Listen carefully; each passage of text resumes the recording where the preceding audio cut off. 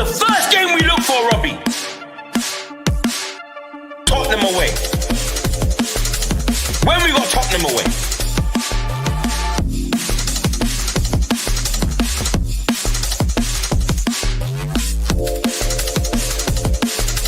Tottenham away. When we got Tottenham away.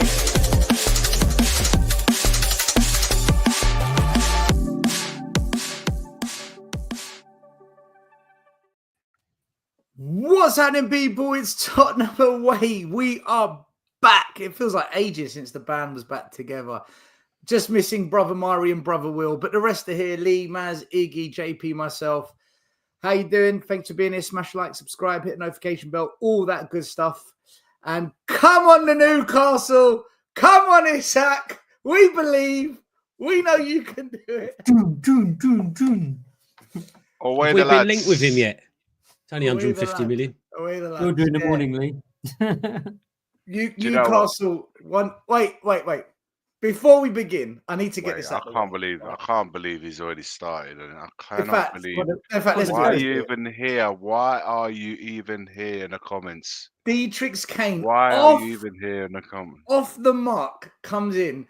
Iggy is a fraud.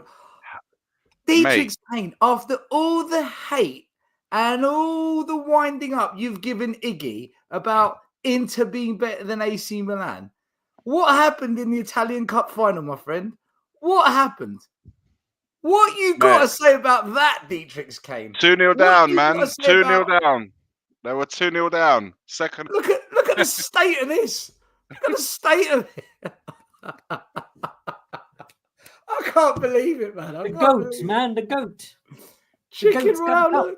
Look, Chicken Royale. 23 games, Dietrich, that's your fault. Dietrich, man. 23 games he played, and he's already a winner. He's already won a trophy. Oh, Lord. Who's the fraud, Dietrich? Who's the fraud? Anyway, thanks. 2-0 down with 30 minutes to go, Dietrich. Talk to me. A manager that's been in charge for 7 days, played 2 games, won a trophy. In the Shocking, mud. mate. Dietrich, Shocking, mate. in the mud. They say manager bounce. Call it a manager bounce. Call it whatever you want. Yeah, but you don't want to get a new manager in because...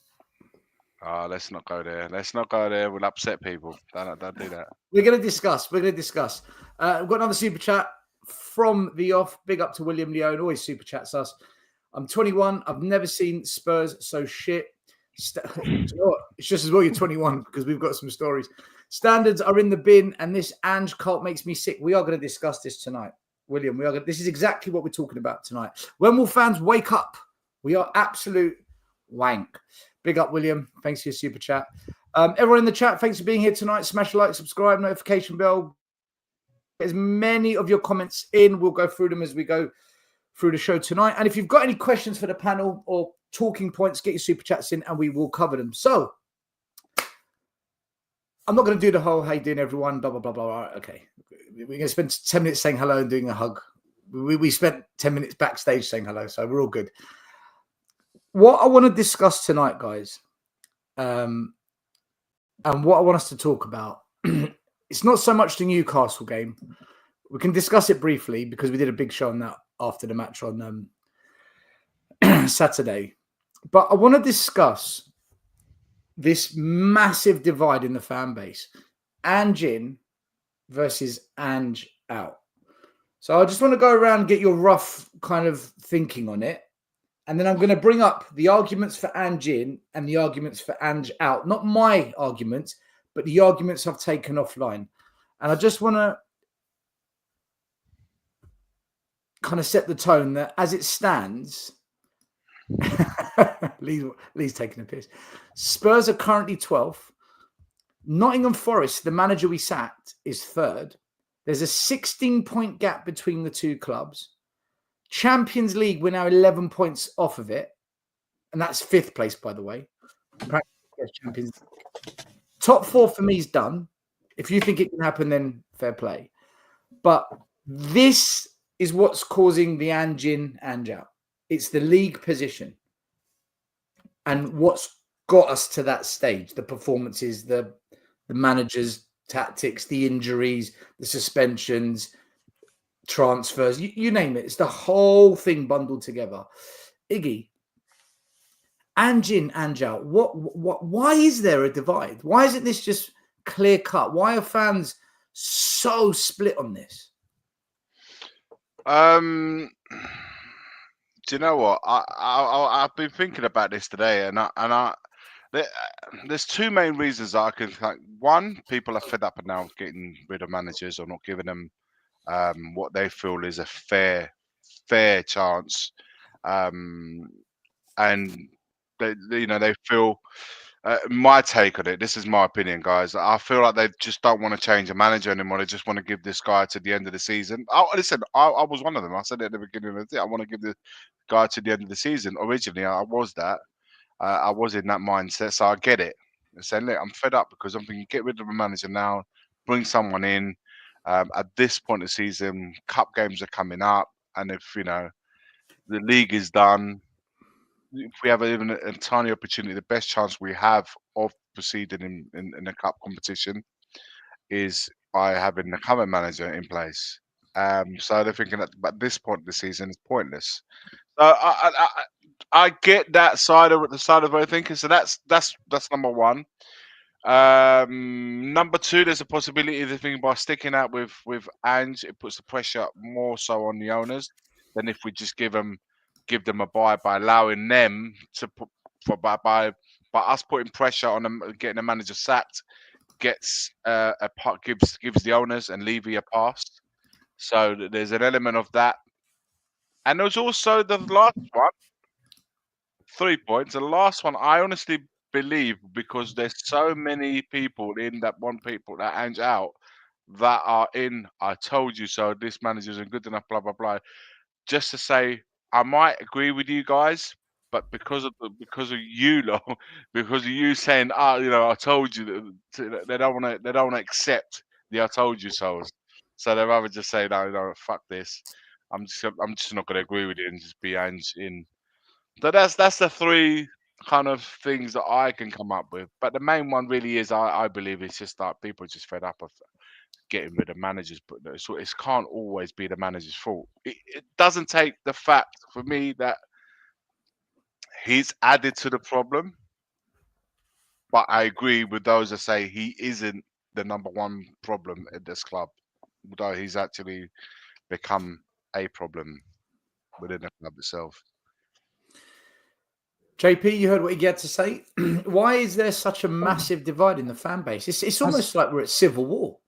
I was hoping you'd go for 10 minutes because I can't swear until about 10 minutes past, can I? I can go for another couple of minutes if you want. I just think Tottenham fan base will never. Do you know what? I'll ride this out for another minute, JP, and you just team in. I just think, honestly, I don't remember a time now. This is before there is a 10-minute rule, by the way. I think someone made that up. I don't think before Ange, even with Nuno, even with Conte, even with Jose, mate. When has this I don't remember the last time. And you guys can. You started speaking like that now, mate. No, I don't remember the last time that there was a unanimous where Spurs fans were united in something that was. Do you know what? Actually, no, I'll tell a lie. Pochettino united us.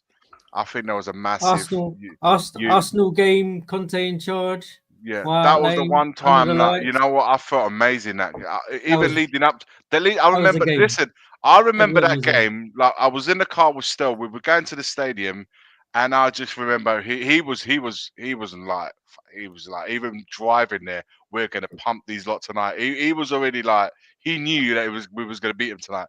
I felt it the most. I mean, it was funny to see him so like buzzing for a Spurs game.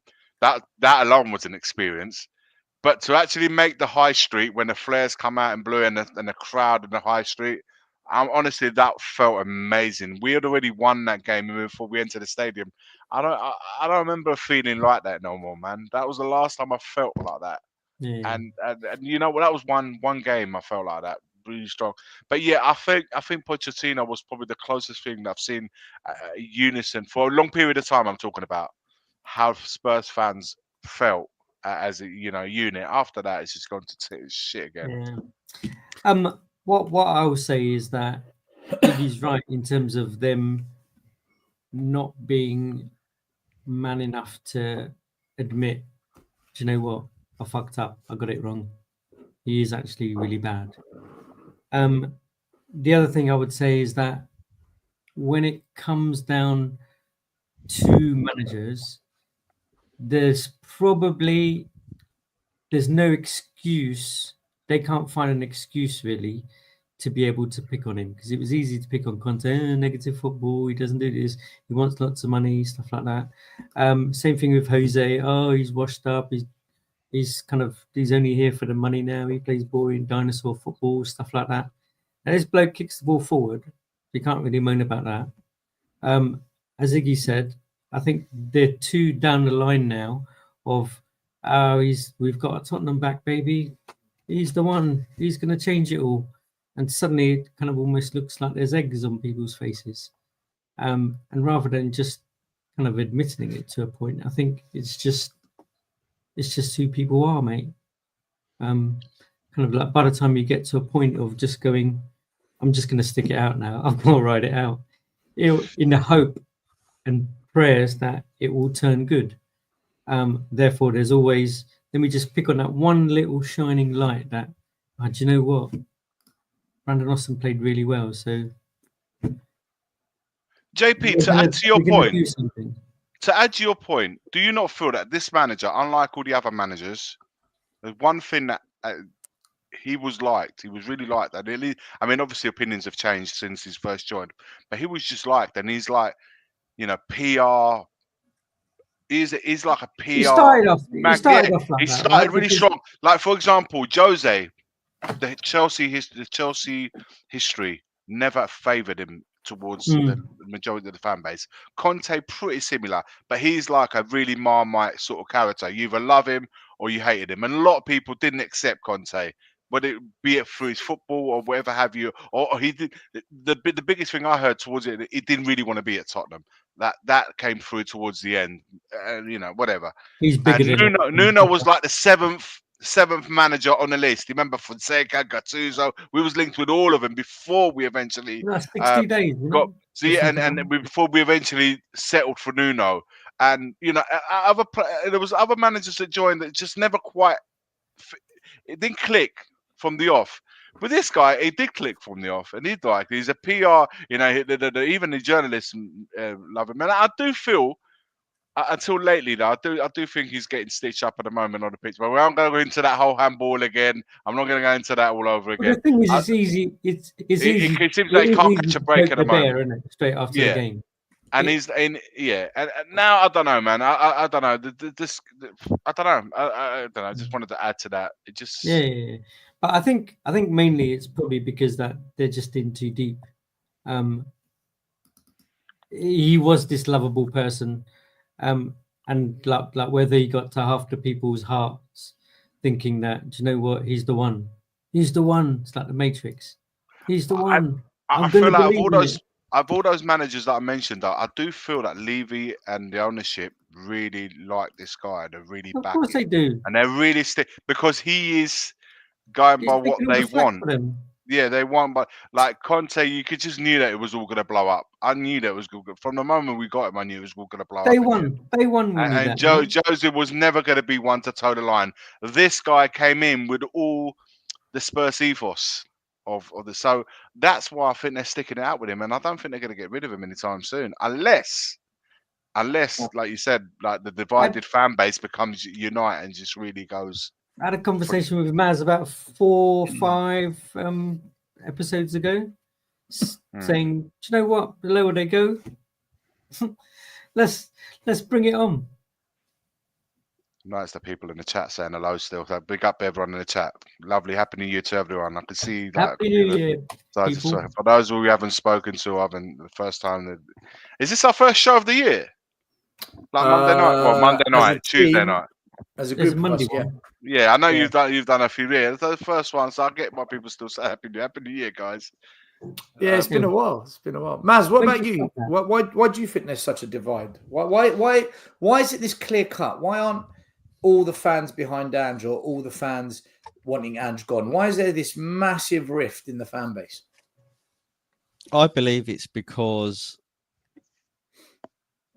we've always been divided as a fan base for a very long time, and it's got worse over the years. I think the start of it really was Pochettino being sacked, where a lot of people were like, why did Levy sack Pochettino? A lot of the fans were like, yeah, Pochettino should have gone because he couldn't take us to the next step. And then a lot of other fans were like, well, this is what Levy does. He never backs a manager. I never backed Pochettino properly when we had the best team that we've had in 20, 30 years. And typical Levy, he doesn't back him and sacks him. And it was from that point forward that our voices, certainly the Levy out voices, became much stronger than it has been in the past. And we were saying, look at the 20 years preceding. This is the pattern. This is what he does. And at that point, a lot of the fans were holding on to effectively the vibes that Pochettino gave us, and they refused to believe that Levy could be the bad actor in this whole cesspool of crap that we have currently at Tottenham Hotspur. So I think that's the main reason.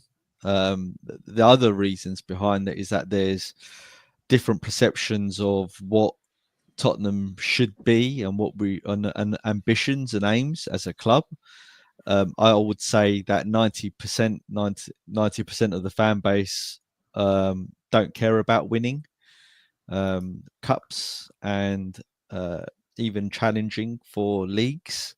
They more care about just playing good football. And I've said many times over many shows that if you don't have an ambition to win, especially in elite sport, then you're gonna effectively be like Tottenham, the Nearly club, the Spursy club, the team that bottles it when they should be taking that next step. Another reason is that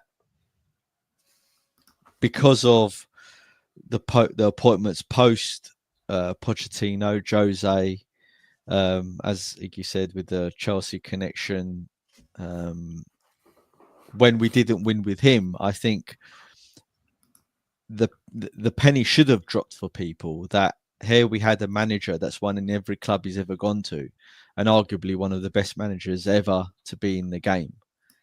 And he couldn't win at Spurs. And again, at that point, the fans almost doubled down again and said, no, nothing to do with Daniel Levy. It's to do with Jose because he's ex-Chelsea and negative football. I'm not going to speak about Nuno. I just think it's pointless. And then Conte comes and,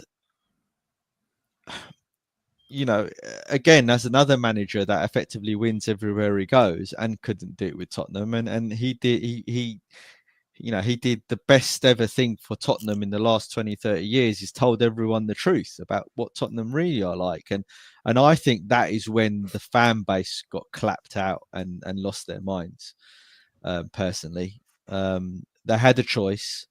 The choice was back Conte, right, or back Levy. And they backed Levy. And ever since then, whoever came in after that, that was it. They doubled down. No matter what happens, they're going to back Daniel Levy. Now, what's happened since then is that as Ange has been failing, as we told them he would over the last 18 months, their world is being slowly dismantled. But it's got to the point now where they just can't, they just don't want to accept that they've lost the argument. So they will do whatever it takes. Back him, even if we lose, if we're in a relegation fight, they've doubled down. They'll do whatever it takes to try and and turn this around, because they know that if Ange gets sacked, they've lost, I mean they've truly lost, and they're not willing to face what happens after that. So yeah, that's my assessment. I was just really quickly. I was going to do a clip the other day, Maz. I did my head in like when I was looking through X, right? Like somebody actually put down, if that's the Spurs Ange's building, then I'm in. What, a relegation? What the fuck is it talking? What? Well, actually, there's one other point as well. By the way, Levy's won. I hate to say it, but I think he's won. I think that he's got the fans that he's always wanted, the fans that don't expect anything, the fans that don't demand us challenging.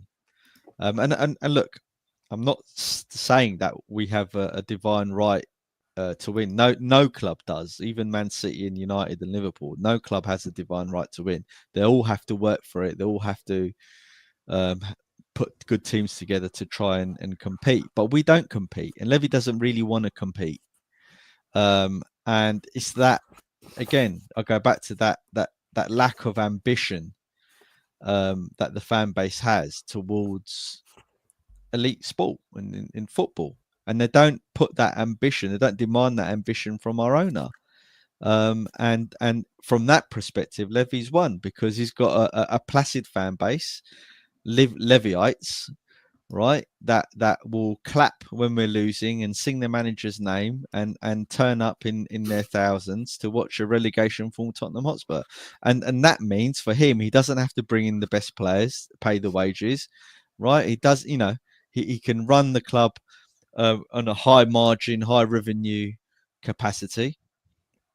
And he can, open up his 5-star spa hotel and tennis court on the roof, and no doubt they'll make a new skywalk that's even bigger than the current skywalk that we got from the hotel, and there'll be a rooftop little bar up there as well.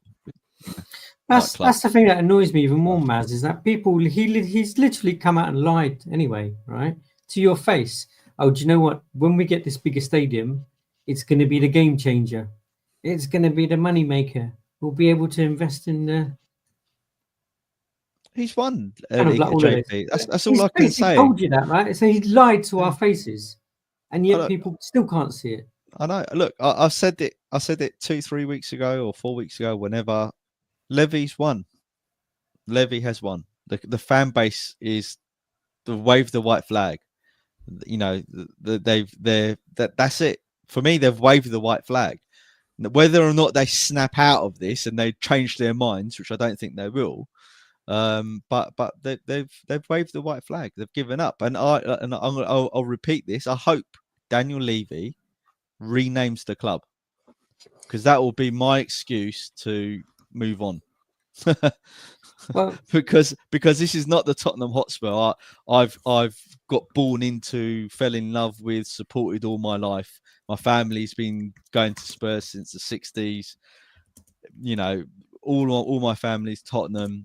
But this is not the Tottenham that I fell in love with and got born the into. N17 Alpacas. That's what everyone named it. Alpacas. Lee, free woolly jumper. You've heard the boys talk about Ange In v Ange Out. Why is this divide happening? Why are fans so split on this? So right, I'm going to wrap my answer. Right? No, I'm not really. I think it's a bit more complex than what we are. You have to put people into categories, right? Because we don't just have a hardcore fan base like a lot of other clubs. We have such a sketchy fan base that it's really hard to put it all into perspective. So I'll try and break it down. So there's us in the YouTube communities, right? There's people that watch the videos, there's people that go on channels, etc., etc. And I think you've got the divide there because they've got the information, they listen to people's opinions, etc., etc. and there's also a set of fans that have followed Ange, right? Which if he run their dog over, they'd still back him. Doesn't matter. They're so behind him that the club doesn't matter. But that's not most of our fans, see. Lee. That's No, it's not most of our fans. But this is, but what we see, and I'll get into my point. So what we see in the YouTube community seems to be a lot of that. So we're seeing a lot of those because that's where they get to see what's going on, etc. Because they're not in the country, they don't go to the stadium, and that's one of the reasons, right? So you've got a lot of vocalization from that group. You've got the YouTubers that are in or out, depending which way the wind blows. I think you've also then got the people that are sort of on the fence, right? So when you talk to them and they're in chats and stuff like that, and they say, I'm Ange In, they mean Ange In the short term, but not the long term, right? So if you're asking them a direct question in or out, they'll say in because they don't want him gone now, but they might want him gone later. If you give them an option 3, then that might be a different outcome. So that's all sort of a bit muddled. Then you come to what I like to say, I like to call the weekend fans, right? And apologies if any of my friends or anything are watching this. Unfortunately, you're going into this bracket. So people that I speak to outside of the YouTube communities, outside the YouTube channels, at football and stuff like that, they're Tottenham fans. They've been Tottenham fans a year. I find it very strange that I can have a conversation about this and say, oh, do you want him here? Do you want him out? I'm not really bothered. Give him time. I was like, but what about this and what about that? What about all these opinions, that opinions? Oh, I don't know really. Not really bothered. I just watch the matches on a Saturday and that's about it. Don't get involved. So I think there's a lot, and that's a lot of the fan base, right? Because we're talking a vast majority don't watch us. I don't watch other YouTube channels. So I think there's a vast majority of the fan base that just want to enjoy being a Spurs fan, don't get too involved in it, like some of the people that a certain person interviewed at the stadium, and he picked on people, and they all, the majority of them were Ange In, but you could tell they didn't understand, they didn't know the background, they weren't part of a community, they weren't part of watching YouTube and stuff like that, because they just seemed like they were there to go and watch the match, and they didn't really have an opinion, they didn't have facts. Yeah, so and I think that muddles everything, but it certainly has divided us. But there's a division of people that just don't care and don't have an opinion, and just say, yeah, I'm Ange In. What's the point in getting rid of him? And there are other people that have a understand football and go, no, we want him out. Get him out. He can't keep going on. The projection is going down. And then you've got everyone else in the YouTube communities and that have opinions and can make a decision, make a formed decision as to what to do based on all of that information as well. So I think it's a lot more complex than just simple 50-50 split, Ange in, Ange out. I think if everyone, as we say in everything, if everyone did their own research and had the facts, I think the divide, the split might go one way or the other. It might be a lot different, but we'll see. I've got a slightly different take on this because I was thinking about this as well today. I actually believe, and I do mean this, I'm not just saying it for effect. I actually think that common sense has gone out the window and replaced with trying to justify mediocrity in order to come across as you're Tottenham till you die. And I think that wanting something to be reality that isn't, and trying to convey it as if it's okay when it's not, has become a stronger force in the club than common sense. And I'll tell you what I mean by this, because I don't want to complicate. 2-0 Newcastle. Yeah. I'm behind. Who scored? Yeah, I am as well. Gordon. Look up, it's Gordon. Do you know what? He's a good player, that boy. He scored against us as well, didn't he? Yeah, man, he's a good quality player. And didn't we turn our nose? Didn't we turn our nose at him when we was at Is it Everton? handball? Are you winding me up? Nah, man, he's winding me up about Saturday. No, didn't we turn our noses at him when we were linked with him when he was at Everton? Probably. Yeah, we did. But it's okay. No, we don't want him. He's not good enough. We got Werner and Son is staying now as well. It's all right. It's all right. It's only a Johnson tap in, if that makes it any better. Mate, that Newcastle away has gone bonkers. Absolutely bonkers. Mate, they turn up in numbers everywhere, up and down the country. Do you know what? No matter what. It's two things as well. One, it's a good 5-6 hour journey to London. And two, in the cup, you get a bigger percentage of away tickets. So they've probably got about a good 7,000-8,000 Geordies in that stadium. So, all right. So it's not good to people not turning up to work tomorrow, though. It's right. The economy's finished anyway. It won't affect the economy. It's already gone. The economy's done. Let's not even go to that one. Anyway, man. Yeah, you were saying, man. So I think common sense has gone out the window. I genuinely believe, and I think the YouTube channels and the podcasters are massively accountable for this as well, because they peddle the information that others then make their talking points, and then those talking points become narratives. And I want to explain what I mean. All right, I had to write this down because I'll forget. What have all these people got in common? And this isn't offensive. This is factual. This isn't me trying to demonize anyone. I'm being honest and trying to explain my point. Mitch Fretton, Ben Bowman, Flav from the Fighting Cock, Sonny Talk Spurs, a lot of the guests on Last Word on Spurs, Lee McQueen, Chris Cowlin, Dermot, Georgia Keelia, the psychedelic pill popper, you know who I'm talking about, the American hillbilly, you know who I'm talking about, Jimbo, and Tottenham Logic TV. What have they all got in common, those people? All content creators. Sponsorships? They're all sponsored by that. Nah. Every single one of them in the summer predicted Spurs would finish in the top 4. Right? They all predicted Spurs would finish in the top 4. Now, myself and a few others, some of you here on the show tonight, we said, but hold on a minute. We collapsed at the end of last season. So this is the common sense bit now, right? We collapsed at the end of last season. We blew top 4. We couldn't handle playing one game a week. And because of that, we ended up 5th. We got some injuries. We got some suspensions. One game a week, we got 5th.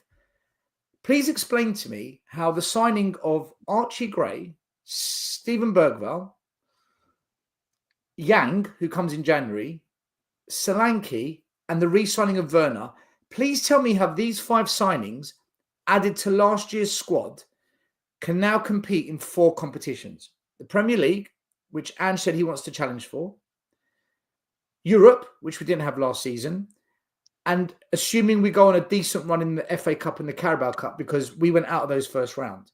We just about got 5th playing one game a week, and now we're going to be playing 2 or 3 games a week in 4 competitions.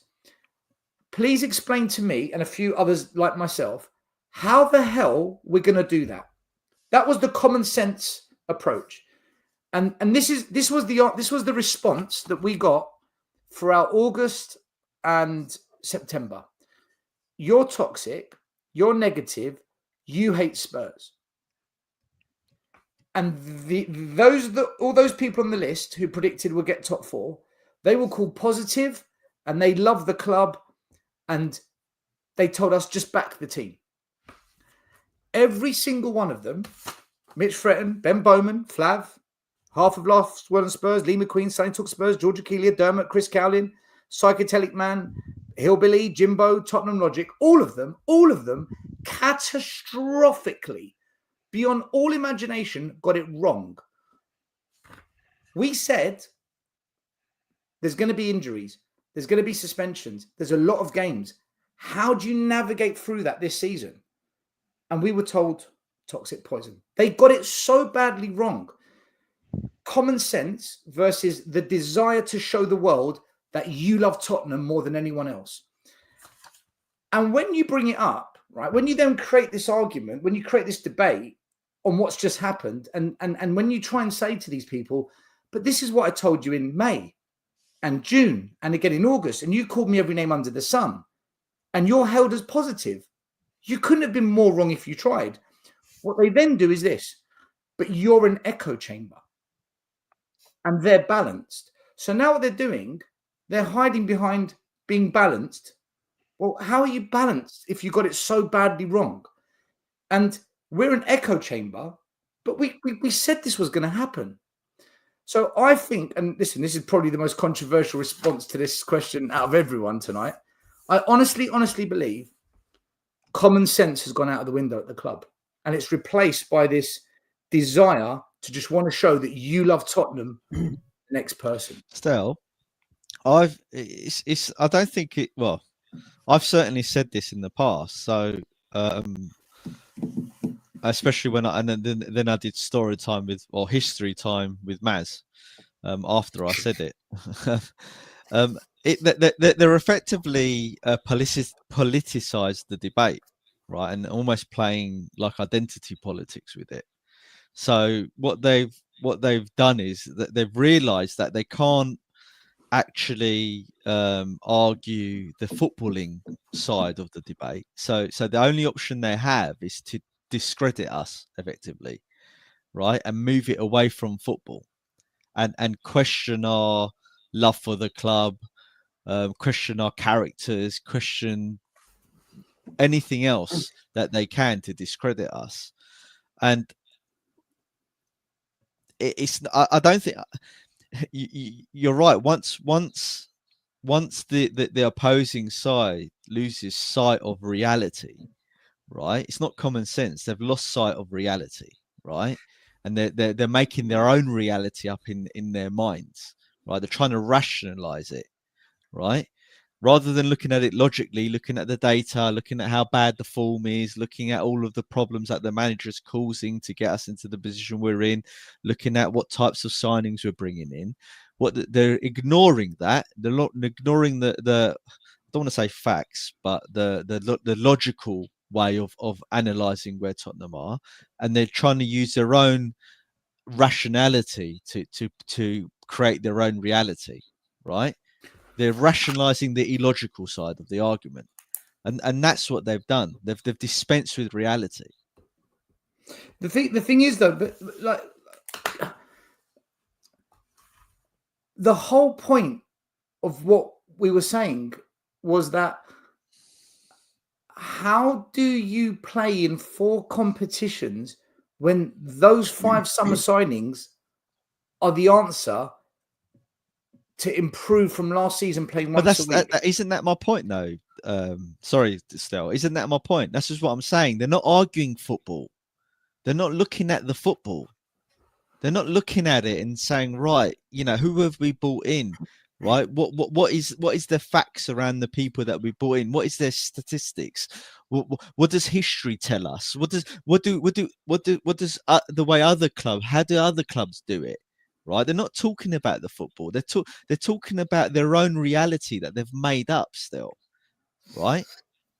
But they're taking the narrative that Tottenham Hotspur marketing department gives the media, the influencers, right, to say, look how great these players are, look how positive it is, Big Ange can do it, right? They're not addressing the fact that for 3/4 of last season the form was on a massive downward spiral, right, and coming into this season it's continued, it's got even worse, right, and now the statistics show that he's our worst manager since Gross and Ramos, right, and even worse than our dealers, right, in terms of points. But Maz, but the thing is, when they say, right, when see, this is what I don't understand with our fan base, which is why I don't understand why this Ange In versus Ange Out even exists. When they say, oh, but injuries, it's because of injuries. But this is what we said.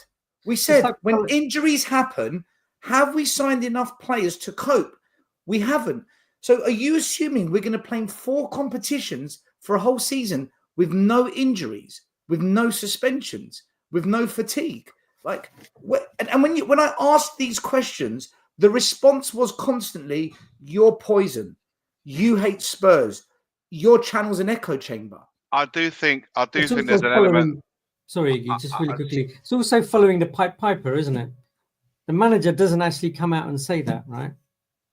The manager's not coming out and saying, "How am I going to do this?" I So think if I think there's manager's a not making an even bigger thing than this. I think it's a societal thing, man. People do not like the hard stone facts or the hard truths are far more difficult to accept than someone giving you maybe a white lie. I think that there's an element of that going on, and a lot on. and a lot of the what these guys do, like, listen, out of all the people that you mentioned, by the way, of all the content creators, I know, mate, I know the name, maybe 2 or 3 of the names, but I've never actually followed any other or listened to any of those guys. Not because it's just I don't listen to a lot of the I don't listen to a lot of them, so it's very hard for me to base an opinion on what they have said. But I think as well, a lot of content creators, in my opinion, and this is more, I'm not just talking about the ones that you mentioned, just generally speaking, they go with the wind.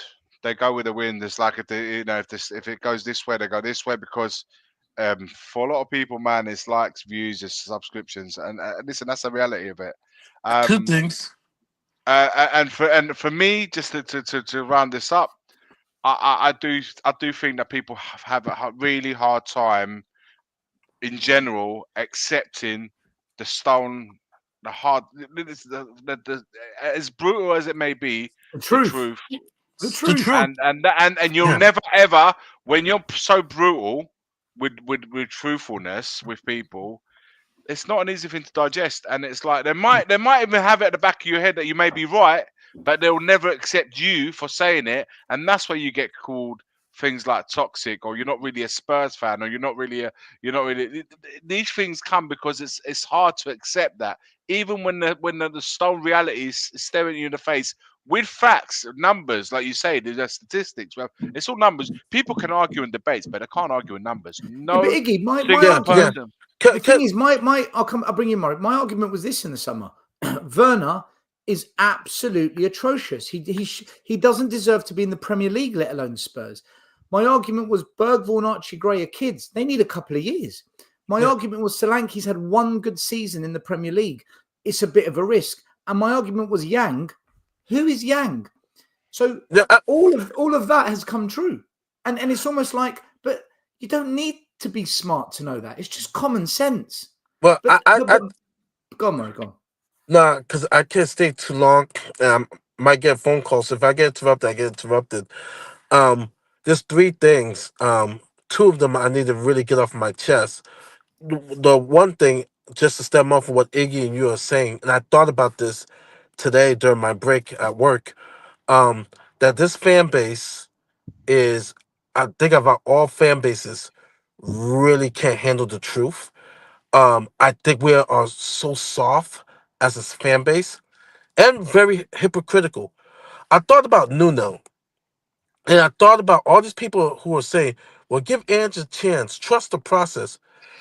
There's the same people who are celebrating, right, on X, on Twitter, whatever you call it, were the same people celebrating when we give Nuno 10 games.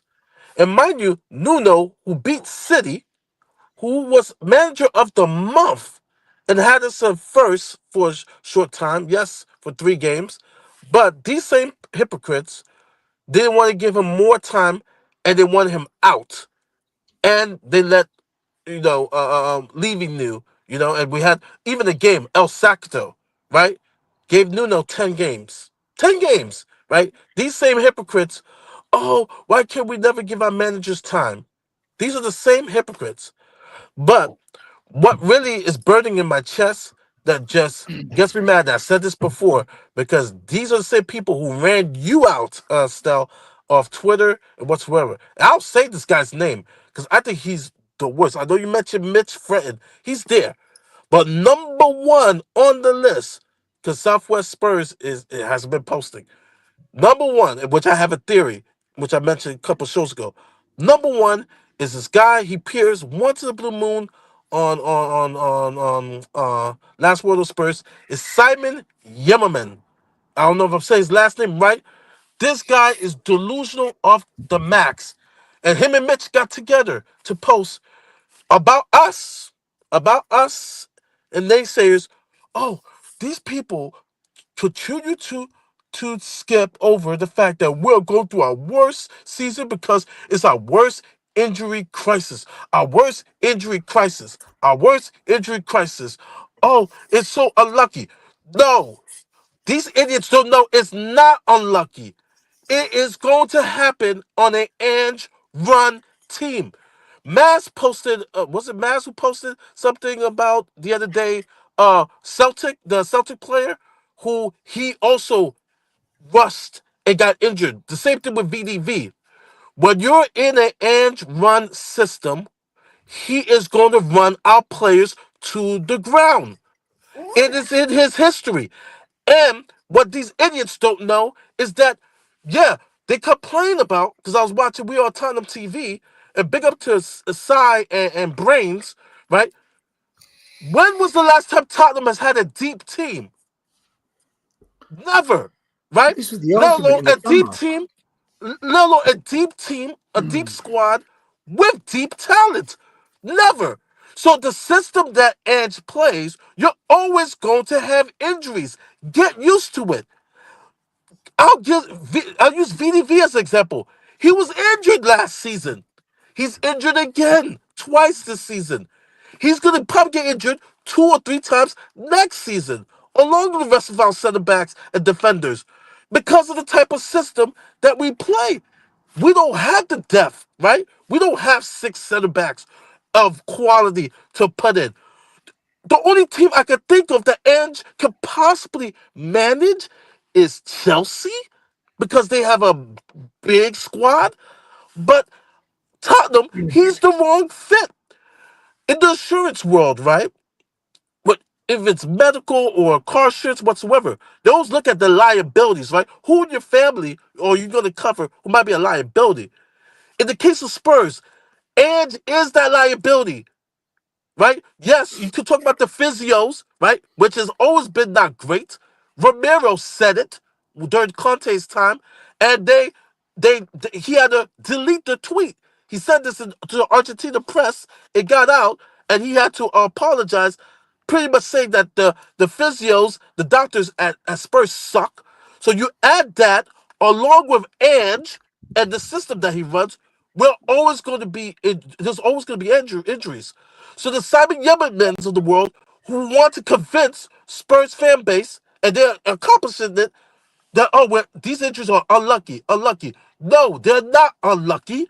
They also come to be expected. These injuries are expected because of the system that Edge plays, his in-game management, right? Risking VDV, which was the worst. But these idiots tend to forget it. And so that's what today I'm just burning my chest because I'm responding to these guys and they're making me look delusional. No, you guys are the delusional ones, right? It's a bad mix with Edge and this squad. Right? We don't have the squad to play Edge ball, let alone most clubs, because he runs players to the ground. The So thing our is, worst season comes expected. Why? Because it's Edge's fault. I blame Edge for these injuries. 100%. All right. The illness, that's unlucky. Yep. Right? You catch a cold, you catch malaria, catch the flu, COVID, that's unlucky. But when it comes to those injuries, this is all on Ange. And so the season that we're having, the crap season we're having, is also on Ange, right? The tactics along with the injuries. So I'm just sick and tired of these people making excuses, those who are weak in our fan base who continue to make excuses. It's common sense. It's absolutely common sense.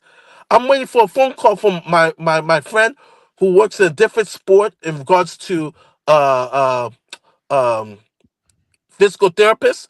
But I, shortly talk to them. I'm saying, what is most common of how players get hamstring injuries? It's the thing that we're expecting our defense to do to run full speed, stop, run full speed, stop and go. when you're doing that type of constant running for 90 minutes, you are going to endanger yourself. And as a defender, do you really want to play for Tottenham? Like, are you serious? Do you want to risk your health? So I had to get this off my chest, Yeah, but before I that's get even on the another road. reason why to buy more players, right? Yeah, I do think we have a problem with the medical doctors and we do. physio. We have a massive issue with that. It's not just this season. It's been going and going. For These cup years. injuries have been happening for years now. So Who I don't know. brought back Van de Ven and Romero against a team that's got pace, who are on fire, and They blew we a gasket. They blew a gasket, both Yeah, in the same we it's game. Edge. that's It's not the Edge. medical Right? team. That's not the medical team because we all said this is a massive risk. Is and I'm sure They weren't at the ready, man. They time. weren't ready. They weren't ready to play. Well, Iggy, how is it We you said it know at that that? game, didn't we? How do They you weren't know ready. that, but the manager doesn't? We And he's rushed the them one back being because he was under pressure to. He was under Desperation. pressure.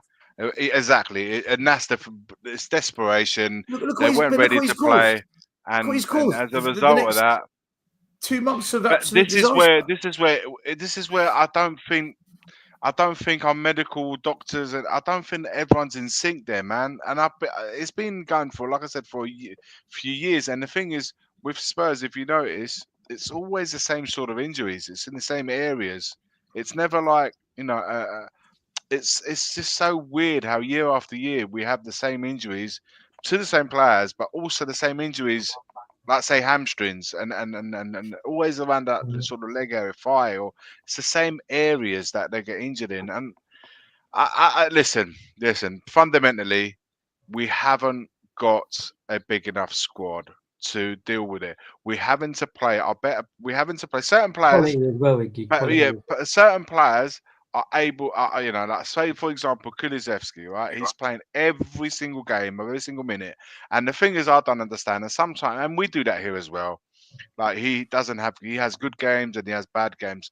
But when you are playing every single minute of every single game, it's not always possible to be peaking at every single game. You're going to have games you drop off, and that's the time where we say, do you know what? He's played. Someone Iggy. there should be managing the minutes, which someone does, and say this guy needs. But we don't Iggy. have the player to replace Kulusevski or do Oh, what Iggy. or Kulusevski does. poison and toxic Iggy, and it's haters. We not- said this six It's months not. ago. It's not squad size. It's not squad Quality size. of the squad, because if It's you're both. gonna It's- if it's- you're Both gonna the if size you and quality. if It's you both. if you're Yeah, going to change no, players no, well, over hear me and your out. and your quality of this within the squad within the team drops, that means the level ain't high enough. Yeah, but this is by design. Ange done this. He created this problem himself. He wants this squad. This is by design. He's the one who picked 5 goalkeepers to have in the squad. He's the one who let Skip and Højbjerg go without replacing them. He's the one who got rid of Perisic, right? Rather than letting him come back from injury and trying to sign him on because he's a quality player. Well, certainly quality compared to what we've got, right? He's the one who didn't sell Richarlison off. They didn't force Richarlison out and get a proper striker in. He's the one who accepted Valise to come in. He's the one who sent Phillips on loan, right? He's the one who decided not to play Reggie and ostracize him from the squad, right? I'm not saying Reggie's the answer, right?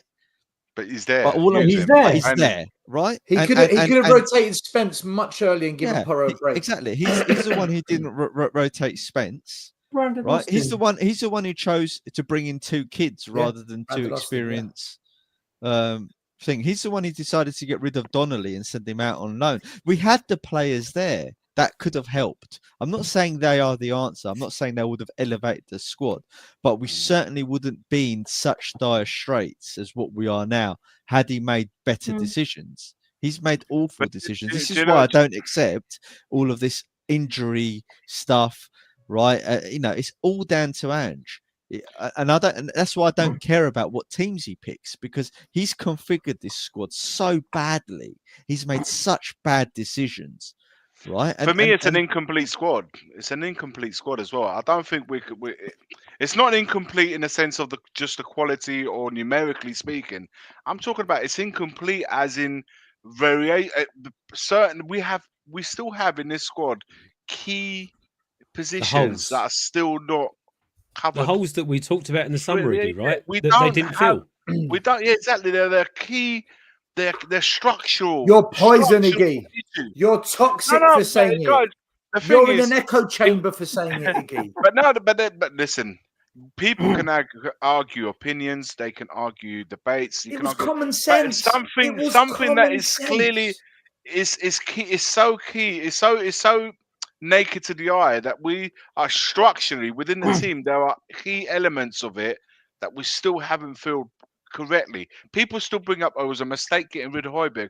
No, it wasn't a mistake getting rid of Højbjerg. It was a mistake Not not replacing him Replacing them. appropriately with a player in that key Iggy, position that would have befitted Ange's system better than Højbjerg's does.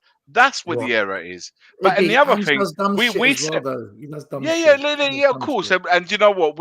You can make a stream on just that alone.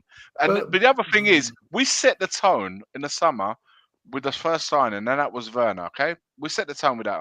And now in January, we've set the tone. Signing. I don't know this goalkeeper I'm sure he's a brilliant 21-year-old. Who cares about this signing? But this is what I'm saying. If you're gonna, you make this signing as the third or fourth signing in this window, then it'll be like, okay, fair enough. But I'm thinking right now, have you guys actually thought about this signing? What was the purpose of spending 12.5 million on a 21-year-old goalkeeper?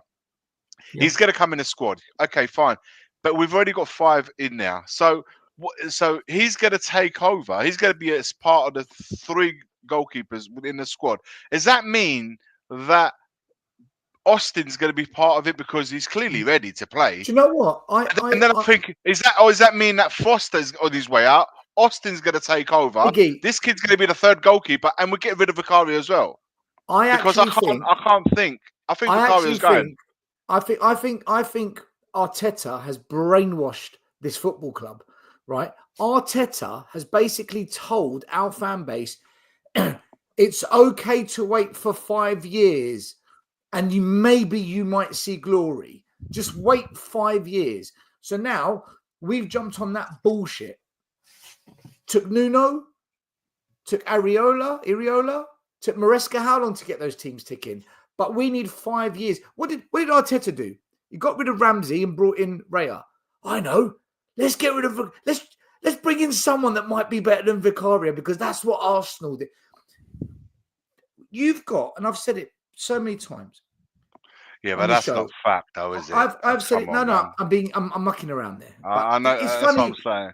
It's funny how the pattern, because someone out there might be taking you seriously right now. You have to understand. If they don't know what I'm like by now, they will never do it. There's a song, isn't it? That's Simply Red. They'll be they'll be in the mud again. The thing is, though, look, signings aside, we'll get onto the signings in a minute. I honestly believe this fan base as a whole right now is badly misled and badly misinformed by people that are trying to please the crowd rather than having the backbone and the authenticity to just say, you know what, let's just say it for what it really is. As it is. That was a poor summer window, and you've got to be out of your mind to think off the back of that, we're going to have a really good season. Listen, who knows, man? We might end up with a trophy and it all changes. But the reality is right now, we look a shambles, and as predicted, we can't deal with injuries. We can't deal with suspensions. These were things that we were saying, a couple of other channels were saying. The overwhelming majority ignored it. They completely blanked it out, even after we told them. I don't know. I hear loads of people still coming out now saying, no, we all said it was a bad window. Listen, the videos are on this channel. I want to see their videos in June, July, August, September, because, now what you're seeing now is a lot of people are saying it's Levy's fault. It's Levy's fault. So why aren't you protesting? Why aren't you boycotting? Why didn't you say it back then? Where were you when it mattered?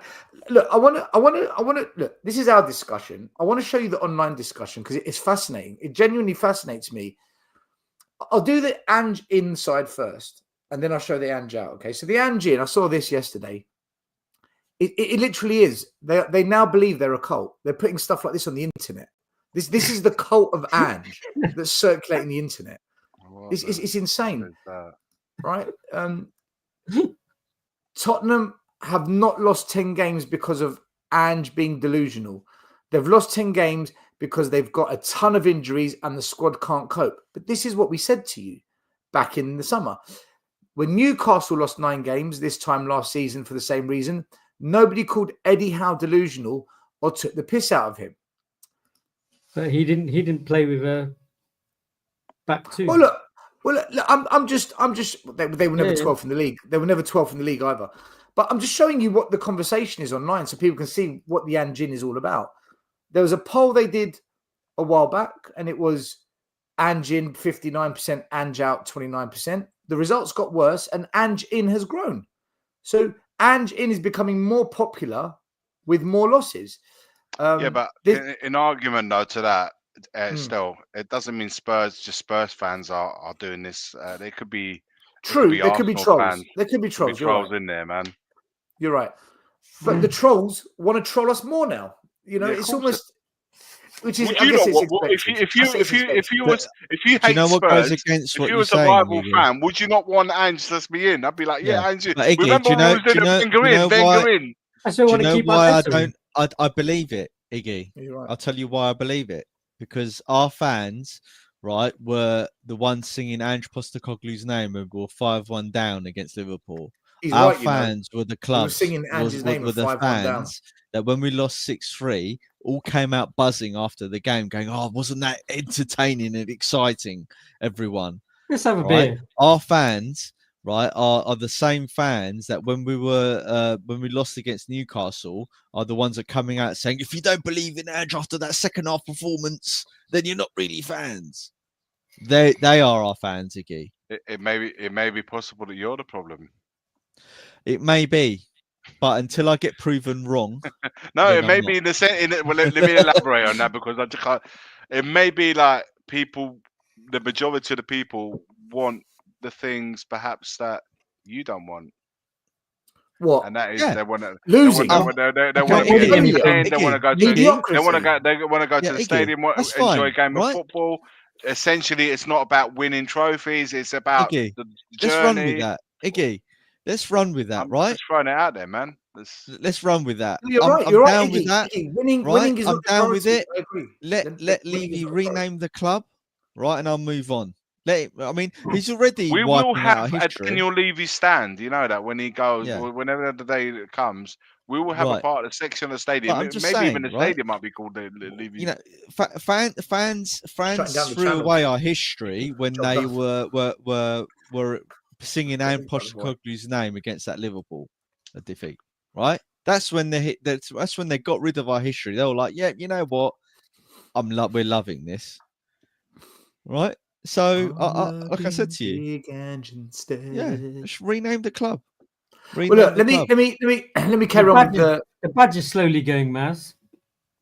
Yeah, you might as well, Mr. Levy Club. That's what they should call it. It just needs to take the football away, I think, from kind of like from the bottom of the badge, and then that'd be it.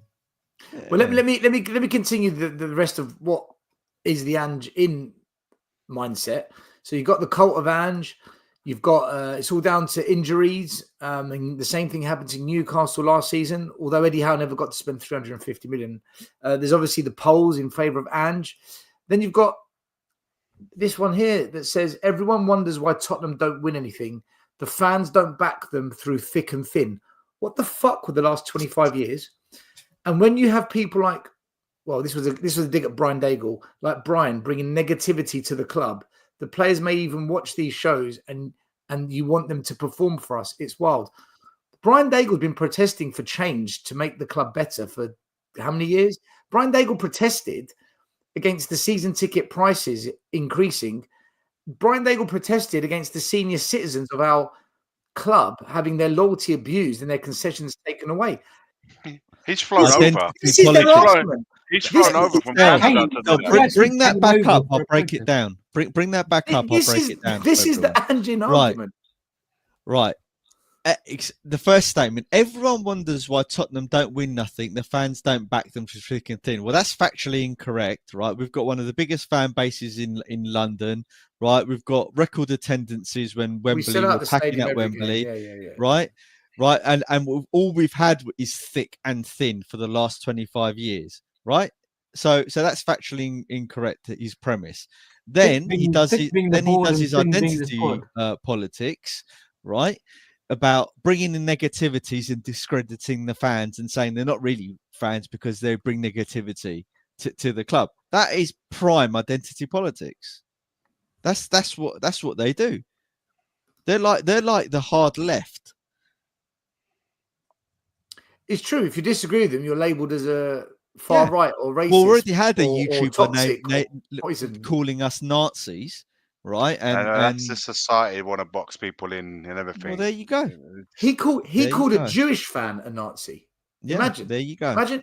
So Imagine having your ancestors. Do you know what? I won't go there because it's going to get messy. But there's this one here as well.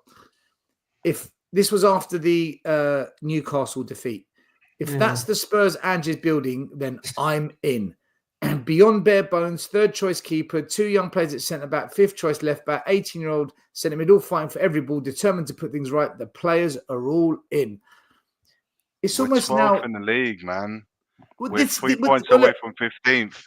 In 3-4 games' time, we could be in a relegation battle in the form that we're in terms of picking up points. We could be by the end of this month. Still, bring that back up and let me break this down.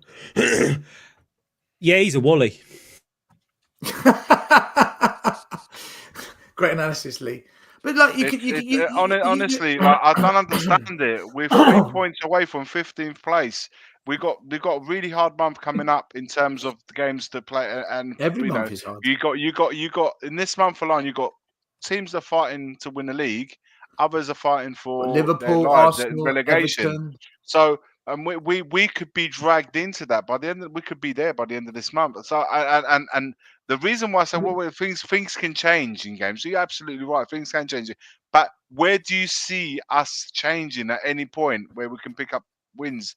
Because I can't forget Tamworth. I'm talking about Premier League now. Yeah, I'm not even thinking about Liverpool tomorrow night. I'm talking about in terms of Premier League. Where do you see the points coming thick and fast? Where we can steer away from 12 and head up a place. I genuinely don't know. I thought Leicester City at home. Leicester, I'm confident. But by the end of this month, we could be out of all competitions, right? But it's not even that. Do you know what the funny thing is? People say, well, we won't lose we're only X amount of points. We only X amount of points. We could be. But we only all I hear is that we only X amount of points of this position and that position. But the thing is, what people are forgetting that, yes, we're only X amount of points from this position and that position, but the teams above us are not going to drop that many points for us to take over. Iggy, if you look at Man United, I don't get that. If you look at Man United, Crystal Palace, the next couple of games, they're very winnable. And when you look at West Ham, who are 1 point below us, they've just changed their manager, right?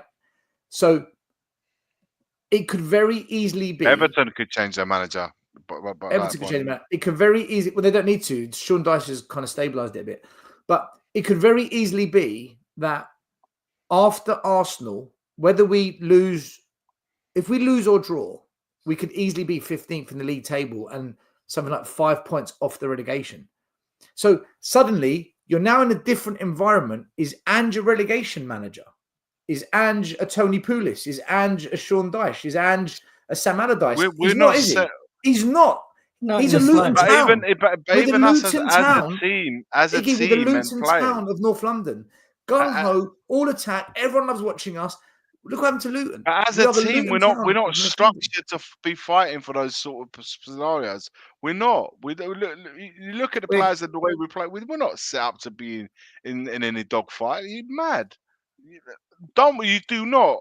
Especially when you don't even have the experience of doing that. You got teams like the ones that are coming in from the last sort of bottom 4, 5, or 6 in the league right now. They are year after year. This is what they fight for. You understand? They have a different mindset. They know what they go into year after year. But we're we're not that team. We never have been. So the same way we haven't never been like that team to challenge for the title, we've not been that team to challenge within the relegation battle. So honestly, we are literally in the rate that we're going in terms of the point tally that we're picking up of late. If we don't change and turn that around very, very quickly, I'm talking about, again, guys are bringing up Tamworth and Liverpool. I'm not talking about cup games. I'm talking about Premier League. If we don't change that fast this month, come February, we can be in real trouble. And by that point, changing the manager then, after the transfer market is closed, changing the manager then, he still has to deal with the same players. Let's thing, because they may not want to give him money, right? Yeah. Right now. Well, let's look at the Ange In argument, right? So the Ange In, from what I am, the Ange Out. I thought that was Ange In so far. The Ange In seems to be this obsession with injuries, and that tactics can't fix anything. Only injuries can fix it. Well, no. We call it excuses, but this is their thinking. Their thinking is injuries are the problem, and tactics can't fix it. A manager changing tactics, or a different manager coming in with different tactics, can't fix it. The tactics are absolutely fine. It's all about injuries. And that's basically the argument. The argument is all around injuries and nothing else, even though we lost to Crystal Palace, Ipswich and Brighton without these injuries. But that's their argument. The Ange In is all statistical, the argument, right? So the Ange In argument Ange's argument, by the way, as well, Stel. I think that's an important point. Yeah, it is Ange's argument as well. Yeah. Well, the cult of Ange clings on to every word he says. So if Ange says that the toilets are blocked at half time and it caused us to lose, they will go with that as well, right? And that is where it's coming from. But look, that is what they believe. That's the Ange In. The Ange Out seems to be all statistical. So 1.20 points per game, the worst of any manager in any season. Statistically, Mason has won more games and more points than Postecoglou. When you compare Conte, Mourinho and Postecoglou, Ange has got more possession, he's got more shots, scored more goals, but goals conceded is horrendous. 91, man. Compared to the other two. When you look at the money spent, net spend, Mourinho, Nuno, Conte, Postecoglou outshines all of them. And this is the majority of the Ange Out argument. It's purely statistical. Again, more stats. Last season, 20 games, 5 losses. This season, 20 games, 10 losses. So the Ange Out is all about stats and data. And finally, there's this one here from, is it Michael? No, sorry. This one here, sorry. This is Alex, Mr. Alex HFC. He says 30 points from the last 27 games. He says 10 defeats in the last 18 games, 1 win in the last 8, 17 goals conceded at home in the last 5 games. So what I'm saying is, if you're Ange Out, you're looking at the facts based on data. And the data tells you this guy's a joke. If you're Ange In, you're not interested in the data. You're just looking at the tools available, and you're solely blaming that on Levy and injuries. So these are the two arguments as to why you're Ange In or Ange Out, from what I've understood. Whereas what I think the Ange In side thinks is that the data is misleading because it doesn't consider injuries.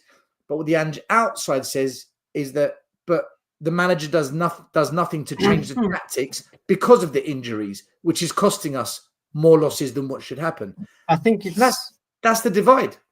It's unfortunate that you have to use stats to back up your argument, right? Basically, I would say that I'm Ange Out because his formations don't work, his substitutions don't work. I don't see that he's really brought players on. He hasn't coached players on. As a manager, he's not good enough for the Premier League. That's what I'd like to have as my argument. As a person, that guy, not because he's Ange, not because he's Australian, not because he's anything else, that guy who's my manager is not good enough to be able to manage my football team. Full time, guys. Arsenal have lost at home 2-0 to Newcastle. I'll tell you what, Arsenal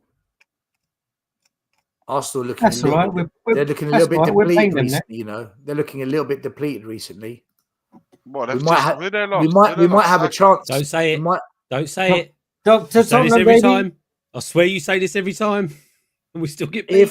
if Ange can tweak it, we might have a chance of getting something. Oh well, they Oh, good. well, Do you know still. what? Get out clues. You Why used the did you have get to out say clues. that? Do you know what makes me sick? Is sitting there on a Monday night. The final curtain. Of all of our argument about My Ange out was about friends. data and all this kind of stuff, and about the fact he doesn't change his tactics. And I had to sit there last night and watch the guy that we got out of the club after 10 games go 2-0 up to Wolves, go 5 at the back, completely cut off any offence that Wolves had, and just saw out the game.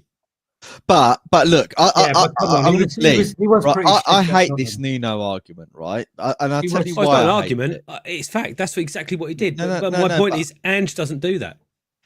It just Look, drives you nuts. Nuno, the reason why Nuno Break it was down. sacked wasn't the results, it's because Oh no, half the Nuno was team- sacked. Yeah, it was listen. politics within the players, mate.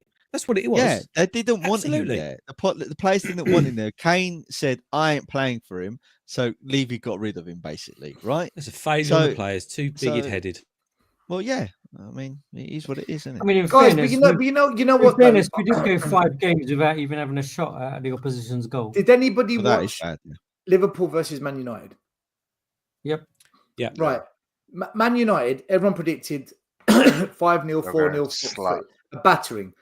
Man United went there, and what they did was the complete opposite to what Spurs did against Liverpool. And bear in mind, we were at home when we played Liverpool. Man United went away, and they've been worse than cut us. off the They're space. below They us. cut off all the spaces. Iggy, when they had possession of the ball and they attacked, they went to a back 3. When Liverpool won the ball, they dropped to a back 5, compact. They hardly gave anything. And if anything, if there was any justice, United deserved the points on that day. They deserved the win. They were the better team. Yeah. And that just goes to at Anfield, that just goes to show that the manager's tactics are vital. And if you listen to any of Amrin's press conferences, because I quite like Amrin, when he went to Man United, I did say this is a good manager. If he can turn it around and we play them in Europe, I'm worried. Well, I don't think he'll turn it around as quickly as what I thought he would. But if you listen to his press interviews, he keeps saying, I'm aware that we might be in a relegation fight. I'm aware that my job's not safe. And I've got to find a way. I have to find a way for this team. That's someone that's thinking, what can I do differently? What's the opposition going to do that I've got to nullify that I can capitalize against? Our manager, right, he was asked today about the Liverpool game, and this is what he said. We will play our game. So I'm expecting us to lose. You've just watched Man United go to Anfield, Ange, and all the cult of Ange. You've just watched Man United go to Anfield. Surely your brains say to you, do you know what? We should copy that, especially with the injuries. We should copy that and see what happens, because Ange Ballway did what? We were 5-1 down. So I predict a lot of Spurs fans are saying, oh, but Liverpool going to play a weakened squad. Why? They've got Accrington Stanley. Who are they? At Anfield in the FA Cup. They're at home against Accrington Stanley. They don't have to. They don't have to. Liverpool's change under it. 18s are going to win that game. They Right, don't we've got have to. Tamworth. But they can We've play got- their first team tomorrow and the return leg. Exactly. Because if you look at you're right. They've got Accrington Stanley after this one, and then even in return leg, there's something like more than a week to There's a prepare for month. the following game. Yeah, So but if they play their first teamers in the first leg, they can almost rest their main team. But in the regardless second of the leg. matter, man, you can't go in the hope that they do this and I hope they do that. But this is You've what got fans to are set up. saying. You've got to set up in a way that you feel is the best way of getting a result. That's ultimately what it comes down to. Amarin, right? The way I interpret it, I heard what Amarin said as well, still. The way I interpret it is that right now, maybe, just maybe, he can't do the things that he would like to do right He's now. a good He needs to manager, do the- Ricky. Yeah, he He's needs a good to do manager, the I'm things telling that you. Amram's a good manager. I don't think he'll be able to do the things that he wants to do this season You'll probably have to start it up in the summer. Yeah. All he can give him is the principles. But right now, Assessment. I feel he's going by what he has to do more, or what he needs to do more than what he wants to do. With us, it's not about what we need to do or what we you know. This team right now needs us to do certain things that perhaps isn't accustomed to what Ange normally does because of the emergencies that we're going to find ourselves in, because of other form. Right now, getting two swerving defeats for a couple of games would be a good thing. At least you break the defeat run, right? Although draws are not really that much of a win anyway, because it's like 1 point. But you break that cycle of losing game after game. And at that moment, even though I heard what he had to say against Newcastle, he was extremely proud of the players and how they played. And one can argue, say, you know what, that team on that day, and if it was an isolated incident, you could say, you know what, I accept that. We had so many injuries and illnesses. The team gave everything, but we come up short against the Newcastle team, which tonight proved that on Saturday wasn't just a freak. They came now to two North London derby teams and beat them. They won on Saturday and they won again tonight. So they're in a good moment, okay? So why would you not set us up in the way that you feel is the best way? Do you really feel like right now, given the results, given our form, given the players that we have available, right now going toe-to-toe with Liverpool is the way you're going to win this match? Is that truly how you feel, Ange? That's the We've got question no I'm asking. Maddison and no Pape Sarr. So the engine of the midfield is Sarr. He's out. The most goals and assists combined, goal contribution player Maddison, he's out. You got your two centre backs are out, the goalkeeper's out. And I'm like, your spine of the team is out. Do you really feel right now, in this moment, this is the way to go and beat Liverpool? And Liverpool's side, they weren't brilliant against Man United, but they're still a good side, man. And if we play the way with our two high fullbacks, they could absolutely ruin. Eddie Howe came to White Hart Lane, won the game in the first half. Second half, went a bit more pragmatic. Last 20, made all the subs, went defensive. He did the exact same thing at Old Trafford, went there, won the game in the first half, went more defensive. It was the exact same thing. That's called tactics. It's called adapting. Amorim went to Liverpool. He said, I'm not going toe-to-toe with you. We're not going to have a shootout because you're going to win. He went to a back five into a back three on the counter. He got 2 points from there. And if Harry Maguire was half decent, Man United could have won that. I see teams adapting, not every week, but you come up against a certain team or you don't have certain players, you've got to tweak it. You've got to adapt. Ange doesn't do it. Look at the first goal. Iggy, the first goal against Newcastle, that all came from playing out from the back. You've got all these injuries. You don't have the squad. You're moaning about the injuries. Then fucking change it, Ange. You can't moan that you've got injuries, but then you go with the same method that's costing you games with the players you haven't got that you're moaning about. This guy's a joke, and our fans are like, I'm with Ange, and if you're not, you don't support Tottenham. It's a circus right now at Spurs. The thing is, if he goes, we won't know exactly what he will do until we actually see it. We know what he's going to do. On the battle probability, he's going to go the same out here like he always has. But that tells me as well that you have not taken anything on board of that 6-3 defeat at home only a couple of weeks ago. You didn't take that. Anything that happened that day, it's like, I don't care what happened. Tomorrow's another day. No, man, you got to take what happened in that day and see how can where we lost that game, and in the areas that we lost that game, in the manner that scored their goals, how can we reduce that the percentages of giving them that many chances away and give us a chance? Yeah, you can. He's got to play exactly how he did away at Man City. Pragmatic. But I thought that Man City game. Or just look at the Man United. Look at Man United. Look at Man United. You can look at the Man United game at Anfield and say, let's see what Man United did there, and let me see if we can replicate. Sometimes it's just a question of copy and paste. There's a saying is, do what the successful people do. Watch what they do, how they grow, how they become really good in business and blah, blah, blah, and copy and paste. That is what you do. You don't decide to say, you know what, the way you 10 did it was brilliant, but I think I've got my own way of doing this. I'm like, mate, there's 10 of you, there's 10 of them up there. They've all succeeded following that plan, and you're going to go, you know what, nope, I'm He gonna do ain't it this way. doing anything. He's never going to change ever because he doesn't know how to change. And he said, didn't he, one of the post matches when we lost? He goes, "If you think just changing the formation and tactics is suddenly going to change things, Yes. yeah, we ain't going to do that. So Yeah. forget it." He ain't Well, gonna I beat thought Tottenham. apparently he changed it against Man City. I No, thought he all the didn't. Ange fans were saying, "Oh, Well, he tweaked it."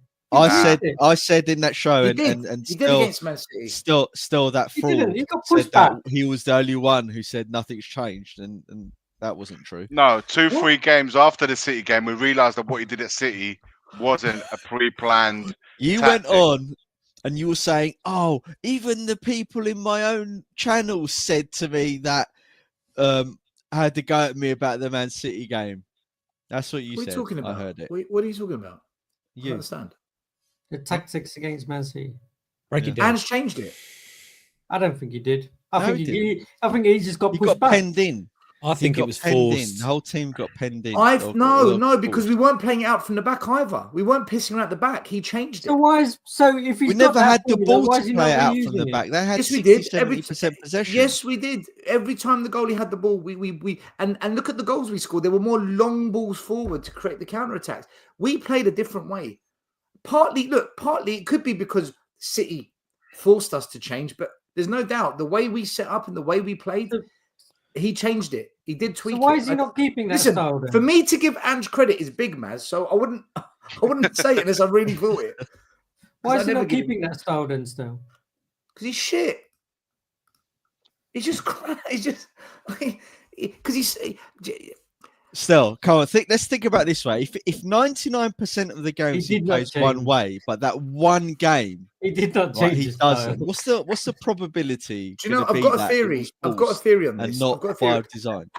No, I've got a theory on this because a few weeks prior he beat them in the Carabao Cup, and we were a bit more counter-attacking in that game, and I think that influenced him to go again in that kind of mindset. I think it's because we played them twice in a short pace of time. So- He got to suss them out a bit. So Maybe with maybe- that logic, Yeah. with that logic, where Liverpool absolutely trounced us the other day, we should see a different Spurs then. we should, by that logic, yeah, we should. But I don't trust him. I don't. Ain't happening, because- bro. Because I saw the way we played against Newcastle in the first half, and it was alarm bells everywhere. I'm thinking, my God, man, what are you doing? And do you know what really pissed me off in that game? Bergvall, who actually looked like he was having a good fucking game for once. I can't He looked believe like he took him off. JP. The crowd spoke. Brennan Johnson was absolute shite. Yep. Unbelievably bad. Move Kulu to Johnson's position, keep Bergvall on the pitch, and now you bring Maddison in the 10. No, he takes off Bergvall. He keeps that flop from Forest on the pitch. Werner gets 45 minutes. Fucking Werner gets 45 minutes. See, that's you know what? This is another thing, and like you probably touched on it the other day. Brandon Austin. It's rubbish. I thought he man. had a really good game. He actually He's a he good wasn't goalie. phased by JP, I on said in the corners, summer people coming he around him. played a lot of games in the summer, and I said he looked good in the summer because there's Yeah. one thing that you can be guaranteed on all of your friendly games in the summer is your goalkeeper's going to get a run out because there's going to get a lot of shots, especially playing against Bayern and all these type of teams. That's the one you can look at and make a judgment on because you're always going to get shots at your goal. It's as simple as that. And I thought he did really well. Well, I'm sure we're getting onto the signings, but I really feel sorry for this guy now. I really do. 100%. Do you know what? What I saw from him was a hell of a lot more than Foster does. Some stuff better than Vic does. The corners were coming in. There were people around him. He was catching the ball. It's like, hold on a minute. Our keeper's just caught a ball from a corner. What the hell? Completely agree. He was pushing people off. First 5-10 minutes, he was a little bit thingy, but I think you can give him that. I But told after you, that, I told thought he you, was I told fine. you, I told you the coaches at Spurs rated him. I told you Yeah. they've said because I asked them many a times, why isn't Alfie Whiteman getting a chance? And they said to me, no, Brandon Austin. I said, really? Like, yeah. He played for England under 21s, and they told me like he's really good. That's why is he not getting a chance? And like, Forster's more experienced. Have gone with experience. I'm Because like, there's a hierarchy. I keep that's saying like- this. A lot of these But that's players like get how you used deal to with teams. hierarchy. The manager needs to earn his corn, right? Yeah, it's So I nothing don't- about whether hierarchy. good or bad. It's about where you are in the hierarchy at Spurs, and that's why Werner gets so many more minutes over other players. Don't you think on Sunday I stated that I think that the club since Pochettino's left has started even more so than in the past have started signing the players rather than the managers. And the only people to put up a fuss against that was Jose for a little bit, but he got sacked. And then he said things after he left, right? Nuno didn't have a player signed under him, I don't believe, or unless he got Romero, maybe. And Conte. And I think they've carried on that with Ange. I think the club are just signing whoever they want to sign, and they're just saying to Ange, get on with it. I believe that as well. Sorry? I believe that as well. Yeah. Now, if that is the case, then it makes Ange even more incompetent than I thought before. Because we've been saying consistently, look, it's Ange's signings, right? Ange's taken ownership on everything. If it really isn't his signings and it is all Levy and the club making these signings and they don't know what the hell they're doing and Ange is accepting it, he's even more of a fool than what I thought he was. But irrespective of if they're his signings, Maz, he still picks the players, right? Yeah, absolutely. So Yeah, he absolutely. still has the option to say, I've got this young kid, Brandon Austin, who's diving all over the place, catching balls from corners in practice, left, right, and centre. I'm going to play him instead of Forrester. Yeah, no, you're right. He's like I said, he's even worse And now of a we've gone and manager than I wasted thought 10 he was. million quid. Now, I don't know how true this is, but when I was speaking to Shai the other day, he was saying to me, apparently we've got 30 million quid to spend in this January window, right? So that's a third of our budget gone. More than a third, but yeah. It's just nonsense. It's just Can I just give you my thoughts process behind this goalkeeper, right? Because when you look at his stat, I mean, I've done a bit of research the last couple of days, etc., etc. He certainly looks like he's a good under 21 goalkeeper, right? He certainly looks the business. Looks like he's a good shot stopper, tall. I haven't seen much of him from corners and stuff YouTube's like dangerous, that. Lee. YouTube's dangerous. Be careful. I know it's dangerous. I know it's dangerous. I know. But the one thing that I don't think we've got that we seem to have... and just if you put his stats against Vicario's still a bit better. I'm assuming that's because he's played more games. Vicario's played more games. But his attributes seem to be very similar. The one thing that we don't seem to have is we seem to have Vicario and then a load of either youngsters or an old timer. Whereas you look at the likes of, Liverpool have got Keller. City have got he's playing for the first team at the moment, isn't he? Ortega. We don't seem to have a good backup goalkeeper or a number two. And I think this is where this guy's coming in. But I'd keep an eye on him because I'm telling you now, when you look at the two compared, if he does come in and make a statement, I think he could take Vicario's spot as number one. He's definitely better than Austin, and he's definitely better than Forster. But the thing that we've all said that Vicario's bad at, which is presence in his box, corners and stuff like that, if he can make a name for himself and stand up and have the strength and do good in those areas, I think Vicario's could be battling for his spot. So why did we his shot sign stopping Vicario? looks fantastic. So why do we I think sign that's Vicario? harsh saying that we've not seen Brandon Austin that much. And Well, we've seen him in pre-season. Yeah, and I know, I but thought not he was top- good, but I don't think if he's been at the club that long, and again he hasn't been used until they have to use him. I mean, literally, it's like last chance saloon that we had to put him in goal because Forster was ill. Then I don't think he's ever going to get a chance. And now there's another guy in there which takes the step in the hierarchy. That's why I feel so sorry for him because I think we won't see him again now. 100%. If he don't play against Liverpool tomorrow, if Foster's still not 100%, and this Kinky, I'm going to call him Kinky because it's easy. He comes in tomorrow, then sorry, Brandon Austin, I'll be off in the summer, mate. Go and find another club. He's got a permit or something, isn't he? Apparently, it's all been signed off, so he can play now. I'd I- be If Austin I and was fan of Whiteman as Arsenal, well. I would walk out the door now. Yeah. I would just go, I'm not coming back I here. would be pissed. There's no need for us to buy this goalkeeper. Although he could turn out good, but there's no need for us to buy him. It was just not a point. there were more important signings to make this window than a goalie. But again, the club, I think, is looking long term and just screwing the now whilst we're falling down Yeah. the league table. There's another transfer I want to bring up, not so much a transfer, but more of a contract extension. Heung-min Son. They've exercised the option. They're keeping him until I think that next was always season. Well, so they've got this 1 year extension still is because there needs to be an overlap between Son and Yang. So you keep Son around.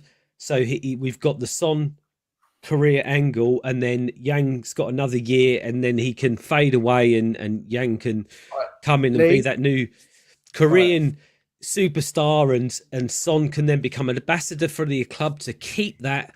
That Korean angle. Otherwise, it's just absolute. I hope he balls. turns out shit. I'm gonna I'm gonna gonna tell call it you now. exactly what's gonna happen, and this is exactly like the Werner deal. When we re-signed Werner, people said to me, "You're going over the top. It's just as a backup. Why can't you see the sense?" And I said to them, "Stop your bullshit. Stop your lies. Stop the happy clapping. Timo Werner is going to get minutes because we are going to get injuries and we're going to get suspensions, and we're in 4 competitions. He will be rotated. Timo's going to play, and he's going to be absolute shit. He's not a backup. He's here to play." That's exactly what happened. And now everyone's Timo out. Sorry, too late. Keeping Son, who is on the decline, who's absolutely falling apart, keeping him has done one thing and one thing only. It's denied us the opportunity to do what Liverpool did. Cash in on an asset and reinvest that money into players we desperately need. He's now going to go on a free unless they extended the contract so they can sell him in the summer because he's got 1 year left on the contract. Now, if that's why they've done it, it makes sense to me. But if he's going to stay here so there's an overlap with Yang, it's the biggest load of bollocks I've ever heard from the club. Not you, Lee, the club. Because there's no benefit. He's on the decline. We've got to stop this emotional attachment and cash in on assets. If we know they're going to leave in the next year or two, cash in and invest that money. That's why they've done the extension, so that if they do, the club does come in for him, they can ask for a little bit of money. Because otherwise, because he could agree a deal, couldn't he? Exactly. With a foreign club. But you're right, though. I mean, we're not going to get any money for Son. It's too late. He's 33, 32, 33. He's done. Yeah, but Naz, even if we get 20, 25 million from a Saudi or an American team, or look, there's Premier League clubs that will take Son for one season. There's Premier League clubs that say, "Yeah, we'll have a bit of that." Not for like 20 million, no. There's clubs in the Premier League that would make him their striker. They'd say, "Sonny, you're our striker for one season." And Sonny, right? Get about 10, 15 goals. Probably. Sonny made the biggest mistake of his life when he decided to stay at Spurs, because now he's at the age he is. He's won nothing. His dad fucked him. He's won nothing. He's probably looking at Emerson Royale and saying, "You." Oh, can you imagine that? Is that not the worst diss ever? Is that not just the worst diss ever? Do you reckon Emerson text him? Text him the picture. They've done that little handshake thing that they used to. I don't know, whatever that celebration was. It's unbelievable. Yeah, that's a kick in the nuts, isn't it? I want to ask you guys something, right? What do you think of this? Right, this fan put this up today online. It's got a bit of traction. There's 4,000 unsold tickets for the Carabao Cup semi-final, Spurs v Liverpool. This is embarrassing. It's been 15 years since our last trophy. A moment like this requires a packed stadium filled with us backing the team and the manager. Through the tough times, our identity has never been about giving up. It's about passion, pride, showing up, especially on nights like these. This is a cup semi-final at home under the lights. If you're not coming because you're scared of the result, pack it in. What's the point? Tickets are reasonable, £37 for adults and £10 for juniors. Please reconsider if you've decided against going. Guest sale is also open for season ticket holders to buy extra tickets for friends. Right, my question is this. Does any fan have the divine right to make fans feel that they're not properly supporting the club because they've chosen not to go to this game, if they can go to the game, on the basis that they think we're going to lose and they don't believe there's any outcome other than a loss? Because I've been boycotting games since, I think, November. I've been to 2 games, I think.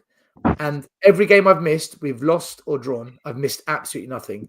And I had a chance to go to tomorrow night's game, and I said no, on the basis that I don't think we're going to win, and I don't want to sit there for 2 hours watching us lose and for the atmosphere to be shit once Liverpool go 2-0 up or something. So if fans like me think that, has this fan got a right to tell me to pack it in? Or has he got a point? Just fucking get behind them. You never know. Pay the £37. We need a full stadium. What are you doing? Yeah, where does this sit with you? Because I think that's unfair. What he's put out there, I don't think that's fair at all, especially given the circumstances and the team we're playing. Did he have the same gusto when the seniors didn't get their concessions? I don't know the answer to that question. If I'm honest, Right, I don't. well, there you go. I then. can't answer. I mean, I just saw the same that. gusto when we re-signed Timo Werner. yeah. Did he have the same gusto? Did he have the same gusto when Levy put up the ticket prices and the season ticket? Was it 6%? and Like didn't year on buy year. anyone for 2 Yeah. free transfer windows? Yeah. Was he as loud and asking Spurs fans to get behind him? Oh, but I mean, it's true. I mean, I know I'm saying this stuff, but this is what I mean. I mean, what is it? 2-tier Spurs fans. One rule for them, one rule for everyone else. What is this? What is this nonsense? Isn't the fact that there's 4,000 empty seats for a game like this, doesn't that send a message to fans like him? Doesn't that say, buddy, can you not read the room? Do you not get what's going on here? I mean, look, at the end of the day, everyone's been saying you don't like the football, don't go to the stadium. You don't like what's happening with Levy, make a point, make a hole in his pocket, don't go to the stadium. The counter argument for us having a season ticket, or the counter argument, or the way that everyone else feels about the only way we can get Levy out is don't go to the stadium, don't go to the shop, don't buy his merch, don't drink and eat food at the stadium because you're giving him money. This is a good opportunity to do that from everyone who's staying away. And that's a bigger message. There's, and I hope it's obviously live on Sky. I really hope there is big patches that are empty. I mean, he's assuming that 4,000 people are not going because they don't want to go, because they don't want to see a game where we get spanked. But he doesn't know that, so he shouldn't be generalising everyone under this, tarnishing everyone with the same brush. People may not be able to go on a Wednesday night. So on Wednesday night, it's a game. Come on. If Chicken and buns closed, that should be a game that's sold out. Guys, if Spurs were on fire right now and ticking all the boxes, it's a sellout. Game would be sold out. They'd be fighting for tickets. Yeah, but at the end of the day, man, we've had how many games during this whole Christmas period? How many games have been put together? How much money been spent? People that go home and away, they're being consumed with football, man. There's a lot of games in such a close space of time, and listen, man, it's a lot of money. At the end of the day, how comes they dropped their prices now, man, to £37 a ticket for adults, £10 when Newcastle was category A? Yeah, well, against Roma, they had no problem up in the prices. Cup, the prices are different, aren't they? I think the Carabao Cup. But against Roma, they had no problem up in the prices. They're down the prices because they knew they weren't going to fill it up, man. I don't know what the pricing is on it. I'm not too sure. £37. You know what? I'd go, but I've got Pilates on a Wednesday, so. And I've got a barber's appointment, so I can't. Yeah. Lee's got yoga. JP's getting his head shaved. I want on a serious note, though, boys. Do you honestly think that if fans really believe that we're fucked in this game, that they have the right to say no? I don't want to go because I feel that strongly of what I think is going to happen. Who's gone out and earned that money that he's going to spend? Huh? Who's going to earn the money that man's going to spend by going to buying the ticket? And he's earned his money He has the right to do whatever he wants with that money. Exactly. I want to go to the What- game. what- I don't what- want to go to the game, whether they but get it's- spanked or not. I don't care. I don't, it People should doesn't do make what they sense wanna to do. me. What's his problem? I thought he loves what he's seeing. I thought everyone's entertained and everyone's happy. Obviously, what's he not saying? everyone's happy because there's 4,000 empty tickets. No, but according to the other side of the argument, we love him, Big Ange instead, trusting him. It's really entertaining. We're all going to sing his name once we're 5-0 down. Listen, if it's a 61,000 stadium and there's only 4,000 not going, there's still 57,000 fans. Yeah, It's I mean, still not a bad turnout, man. So I don't see what the issue is. What was the The score today then? acoustics won't change. What was that Newcastle score in the end? Oh, look, Vindaloo's, he's Arteta out. He's Arteta out. We love you, Vindaloo. Vindaloo. I was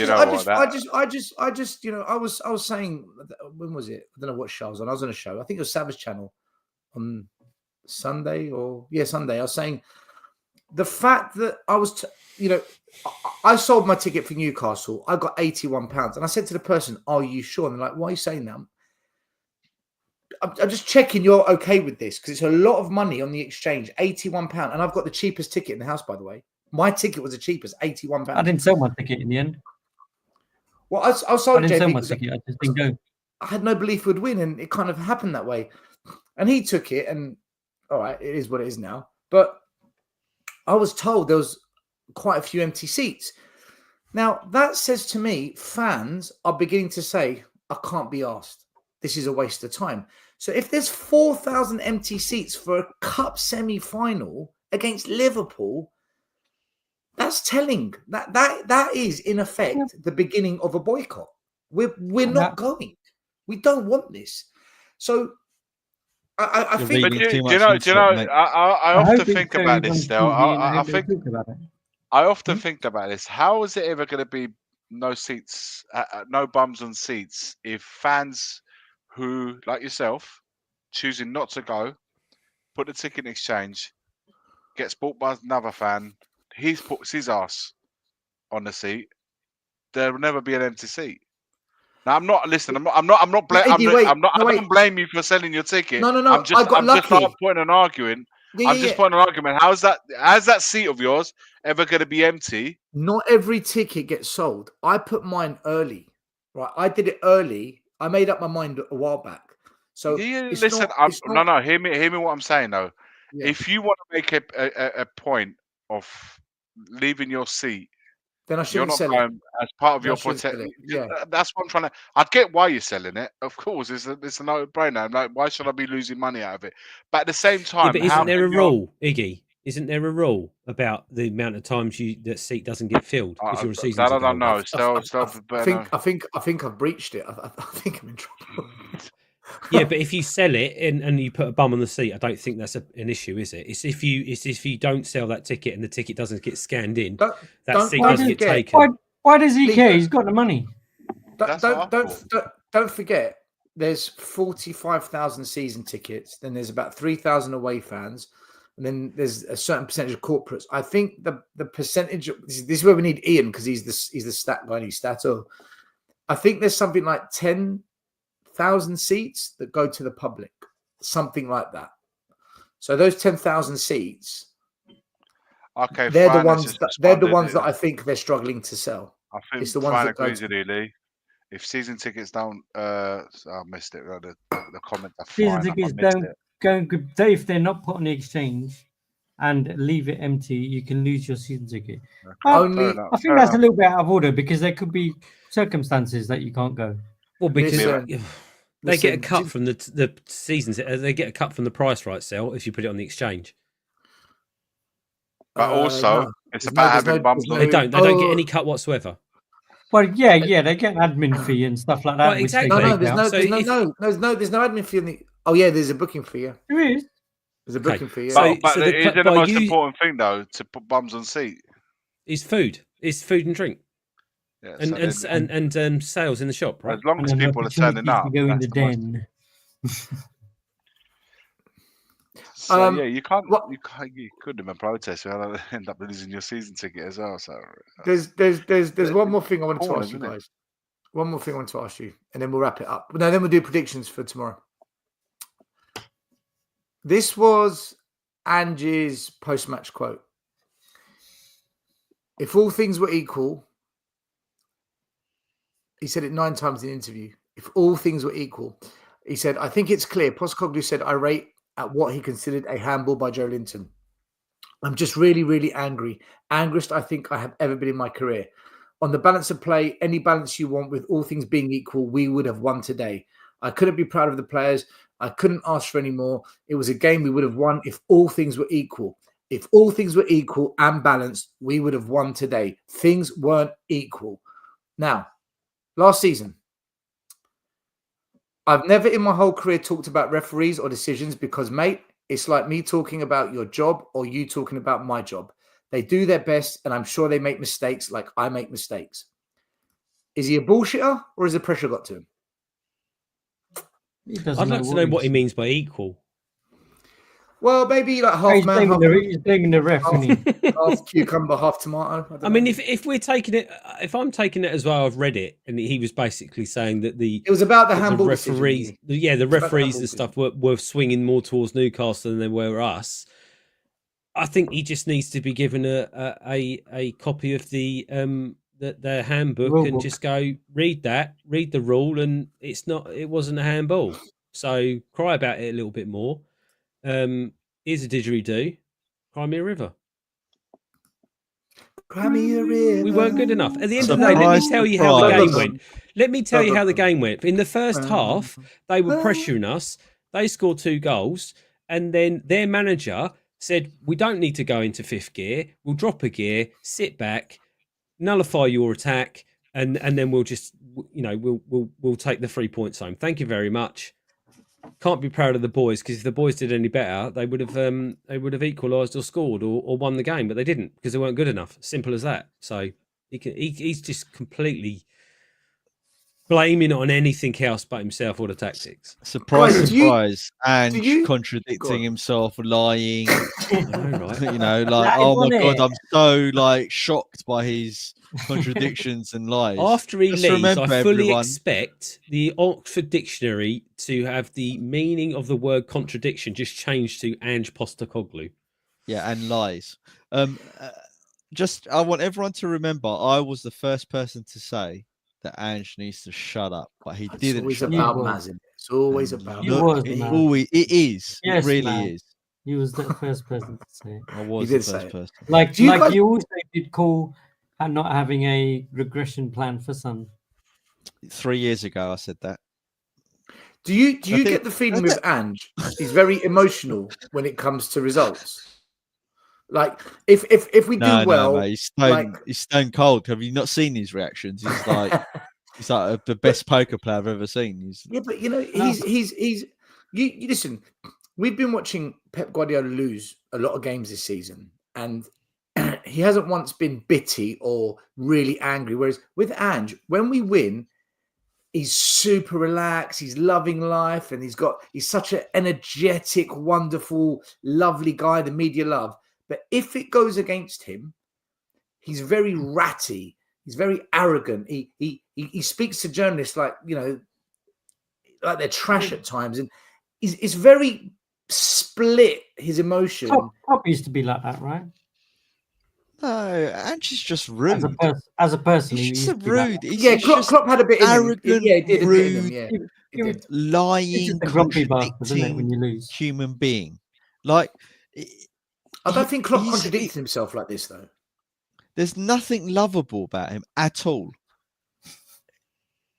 There's nothing to like about him. I like Ange when he talks about the sport. When he talks about the sport, I like him. I think he's got a lot to say. That's good. Because he's a great authority in the sport, yeah. No, I just think he speaks about the sport in the right way, and that's not an easy thing to do. But when it comes to his he's telling a kid's story. I'm going to defend him. I'm going to defend him a bit. All the stories he's been telling us for the last 18 months. No, as a person, I like Ange. I've always said that. But as a manager, when his failings are exposed, I find him shocking. I find him really as a person, you love him still. I like him. I said as a person, yeah, I do. I think he's a good How? guy. What's he done? What's he done to make you like him? Is he giving money to to I don't know, Wait, he's part of the like cartel. your favourite charity or Elio? something? Is he No, like? no, he's not my mate. He's not my mate, but there's something about him. I think there's a good person it 'cause he's inside. Greek? I You don't can think only he's an judge arsehole. him, I don't think but he's an you can arsehole. only No. I don't judge think him he's a, I by don't how think he he's a treats. wanker. But you judge him on how he treats either the people he works with, right, and or the media, right? And on both those fronts, he treats his players like they're little children, and he doesn't talk to them, right? And look what he's We don't as know an that. example. We don't know that. Well, we do. Yes, we do. because, Yes, we yes, do. we do. Because But Mad has said exactly. exactly that. Yeah, He does not right? speak to us individually. We just know. I know I'm playing well because he picks me. It's like And- school and- graph One rules. minute, guys. I'm And, separating. and even Ange his Celtic players said that as well, by the way. So it's not a new thing. Hold on. I'm separating Ange the man from Ange the manager. I think as a man in life, I think he's a really good human being. I've always said this. I've never ever strayed away from that. But I think as a manager, he fucking does my head in with the But why? bullshit. No. he speaks. But I guess- what? I guess why we're is he a saying, good how the hell human do you being? What know? do we know about him? Like outside of When he was doing the TV punditry for the Euros, he was fantastic.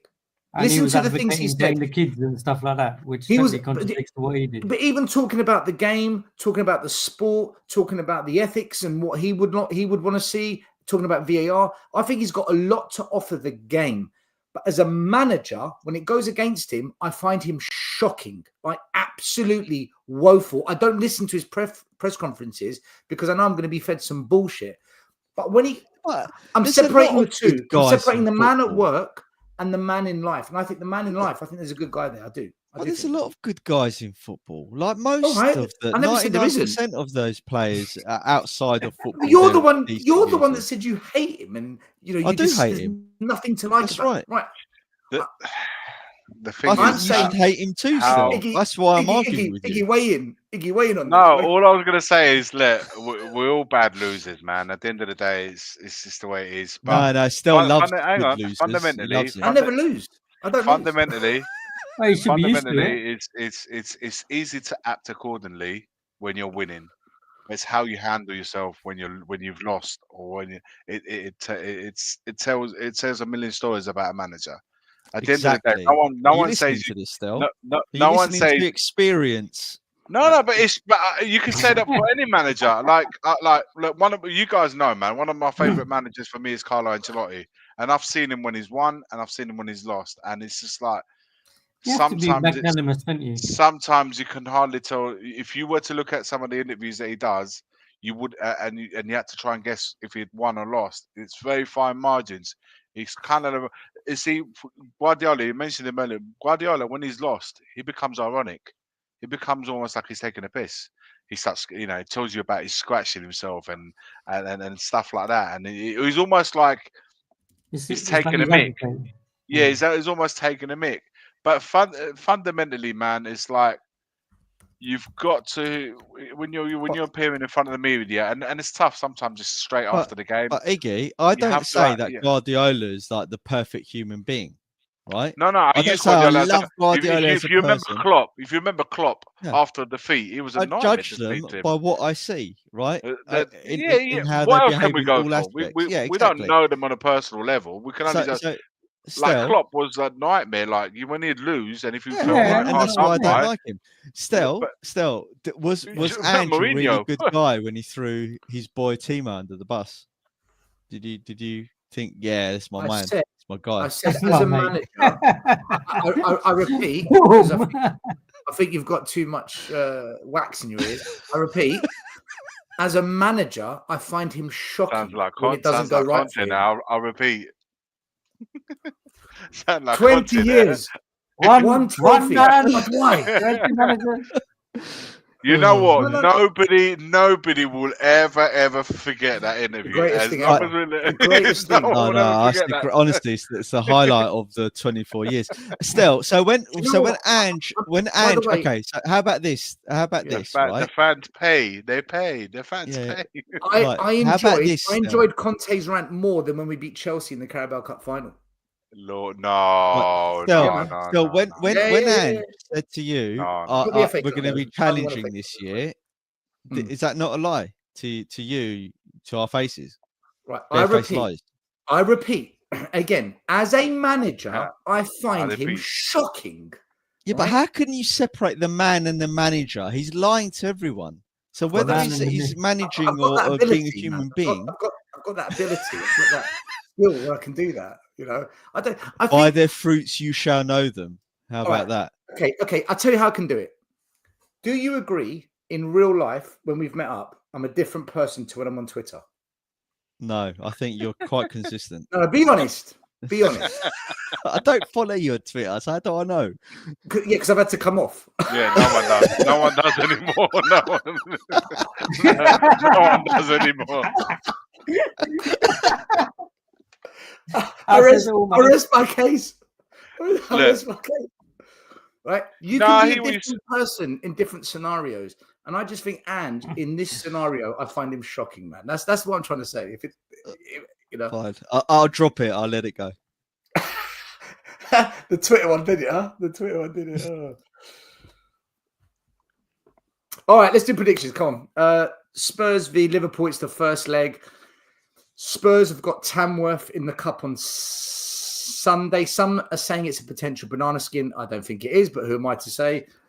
Liverpool have got Accrington Stanley at Anfield, so you fully expect them to beat them with the C team. I think both teams will probably go strong in this game. Both managers desperately want to win a trophy. Arne Slot's first season at Liverpool. Ange has told us he always wins trophies in his second season. This is Ange's precious season. This is his precious season. So I think both teams will go with their strongest players. What do you think will happen? Will Ange adapt? Will Arne Slot rest maybe some players and take us a little bit lighthearted? Or could there be a surprise? Or is this going to be an absolute pounding? What?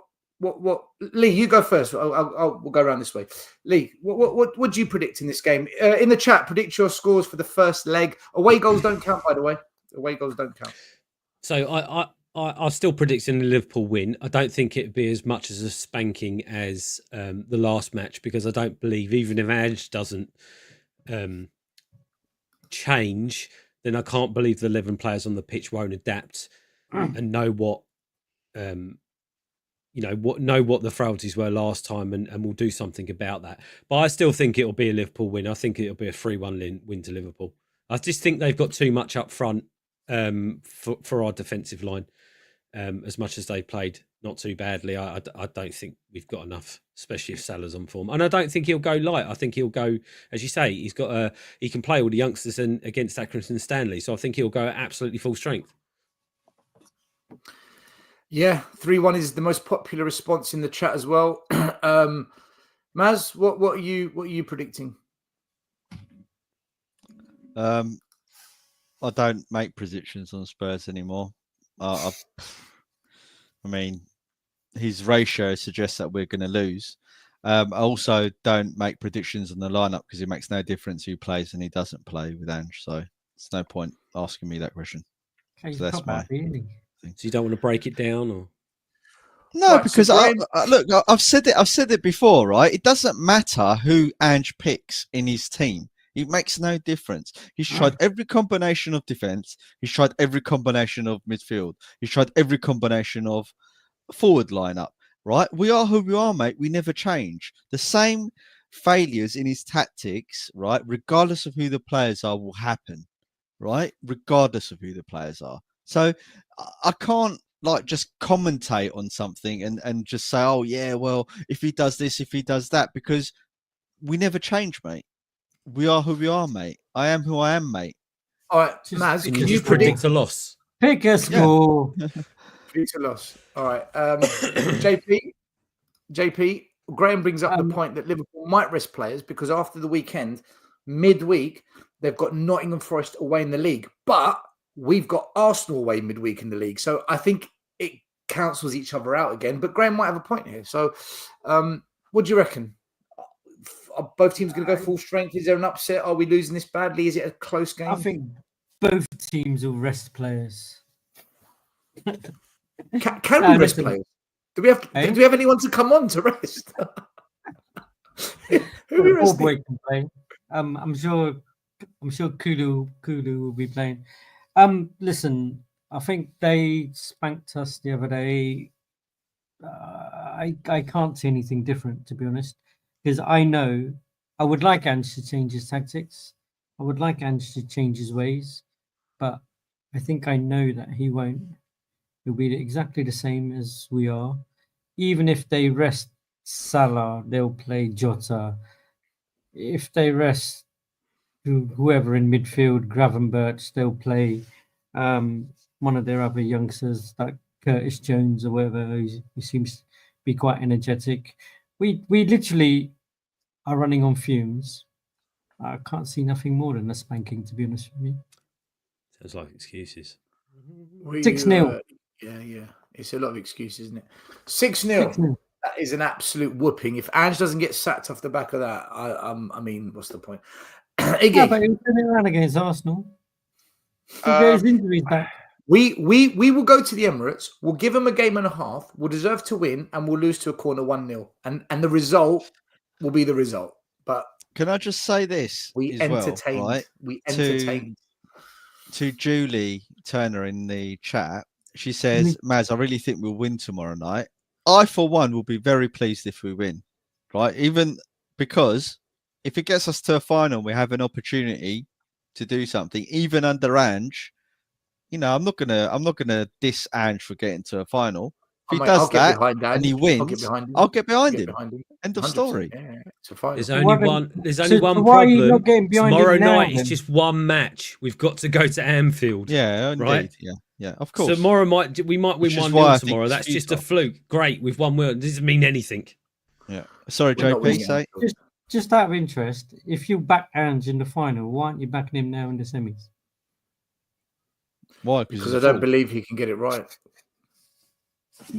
What? I don't believe there's a final coming. Well, if he gets us to a final, then fine. But he's a fraud. So until he gets there, I won't believe it. If he does it, then I'll believe it. Simple, JP, eh? Simples. So Simples.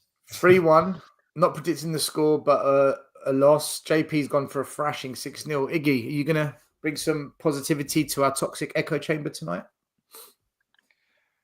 Look, I just hope that defeat a couple of weeks ago has served some sort of lesson not to go toe to toe with him tomorrow, especially given the conditions that we're in going into it. We massively need a boost in terms of performance and get some sort of result, at least to keep this tie alive going into Anfield. It's not great going in, and it's like, you know, it's like you guys said, like not knowing if you really to believe what he said, that he's going to go head to head or toe to toe with him, it doesn't make for a good result. And I can understand you guys not being optimistic. I think there's going to be it's a feeling. I'm not going on anything else. I feel like he will make just a slight tweak in the way that we approach it. I believe that. I can't imagine it'd be completely so stupid to go toe to toe. So on Do you that know basis, what I'd like, Iggy? Why? Sorry, just before you go on there, do you know what I'd like him to do tomorrow? Right, and this might be completely left field. I'd like him to chuck Yang in. No. I'd like him to chuck Yang in there. Watch what United did to their right back. Chuck him in there because he's quick. He's really quick, and no one knows him. Just go out there, go and run him ragged down that right hand side. That for me would show intention by Ange. But you know what will happen? It'll be Werner or it'll be Son, and he'll be run out after 40 minutes. That's the kind of thing I would like to see from him. Do you know what? I don't care about their age. Chuck him in there. He's supposed to be good.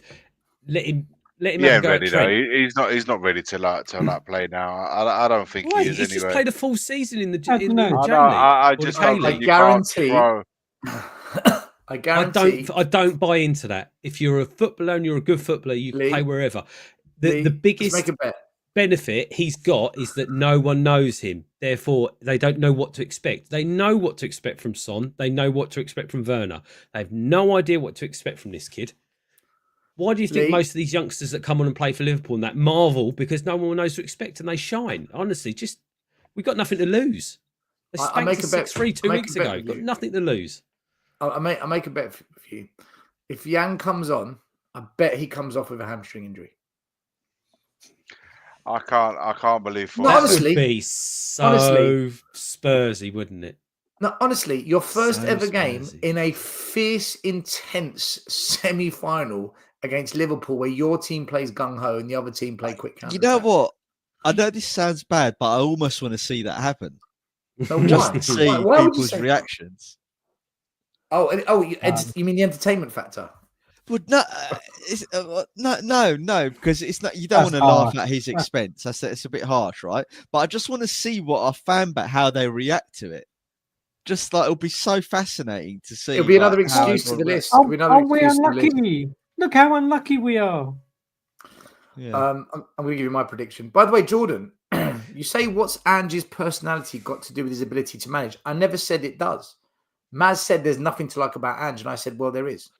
I get this you, is a Jordan. Don't worry, mate. I get you. yeah. Well, you two both get each other because you're a different world. But this isn't what I was. This wasn't what in relation to what Maz said. But anyway, whatever. I think tomorrow. Yeah, do you know what? I agree with Lee. I think 3-1. I don't think we're going to get battered, but 3-1. I think go for the win there. Yeah, 3-1 to Spurs, absolutely. Solanke hat-trick, no doubt. 3-1 Liverpool. I think they'll just get into our defence more than what we'll get into theirs. We'll score, but they'll edge us 3-1. It might even be a bit closer than what we thought, and the scoreline doesn't quite make sense, but I think they win. Everyone watching the show tonight, thanks for joining us as always. 2-2, by Appreciate the you. way. Sorry? I'm saying 2-2, by the way.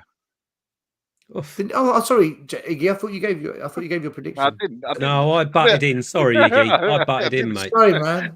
Sorry. It's all right. I didn't It's all right. I'm realise. not that upset about it. I'm more sleepy than anything else. But no, 2-2. I think 2-2. I think, like I said, if he's taken anything from that defeat and he's taken anything from that Man United result, the match that he saw the other night, and puts that into some sort of use with a plan, I think we can keep the tie at least alive for the second leg.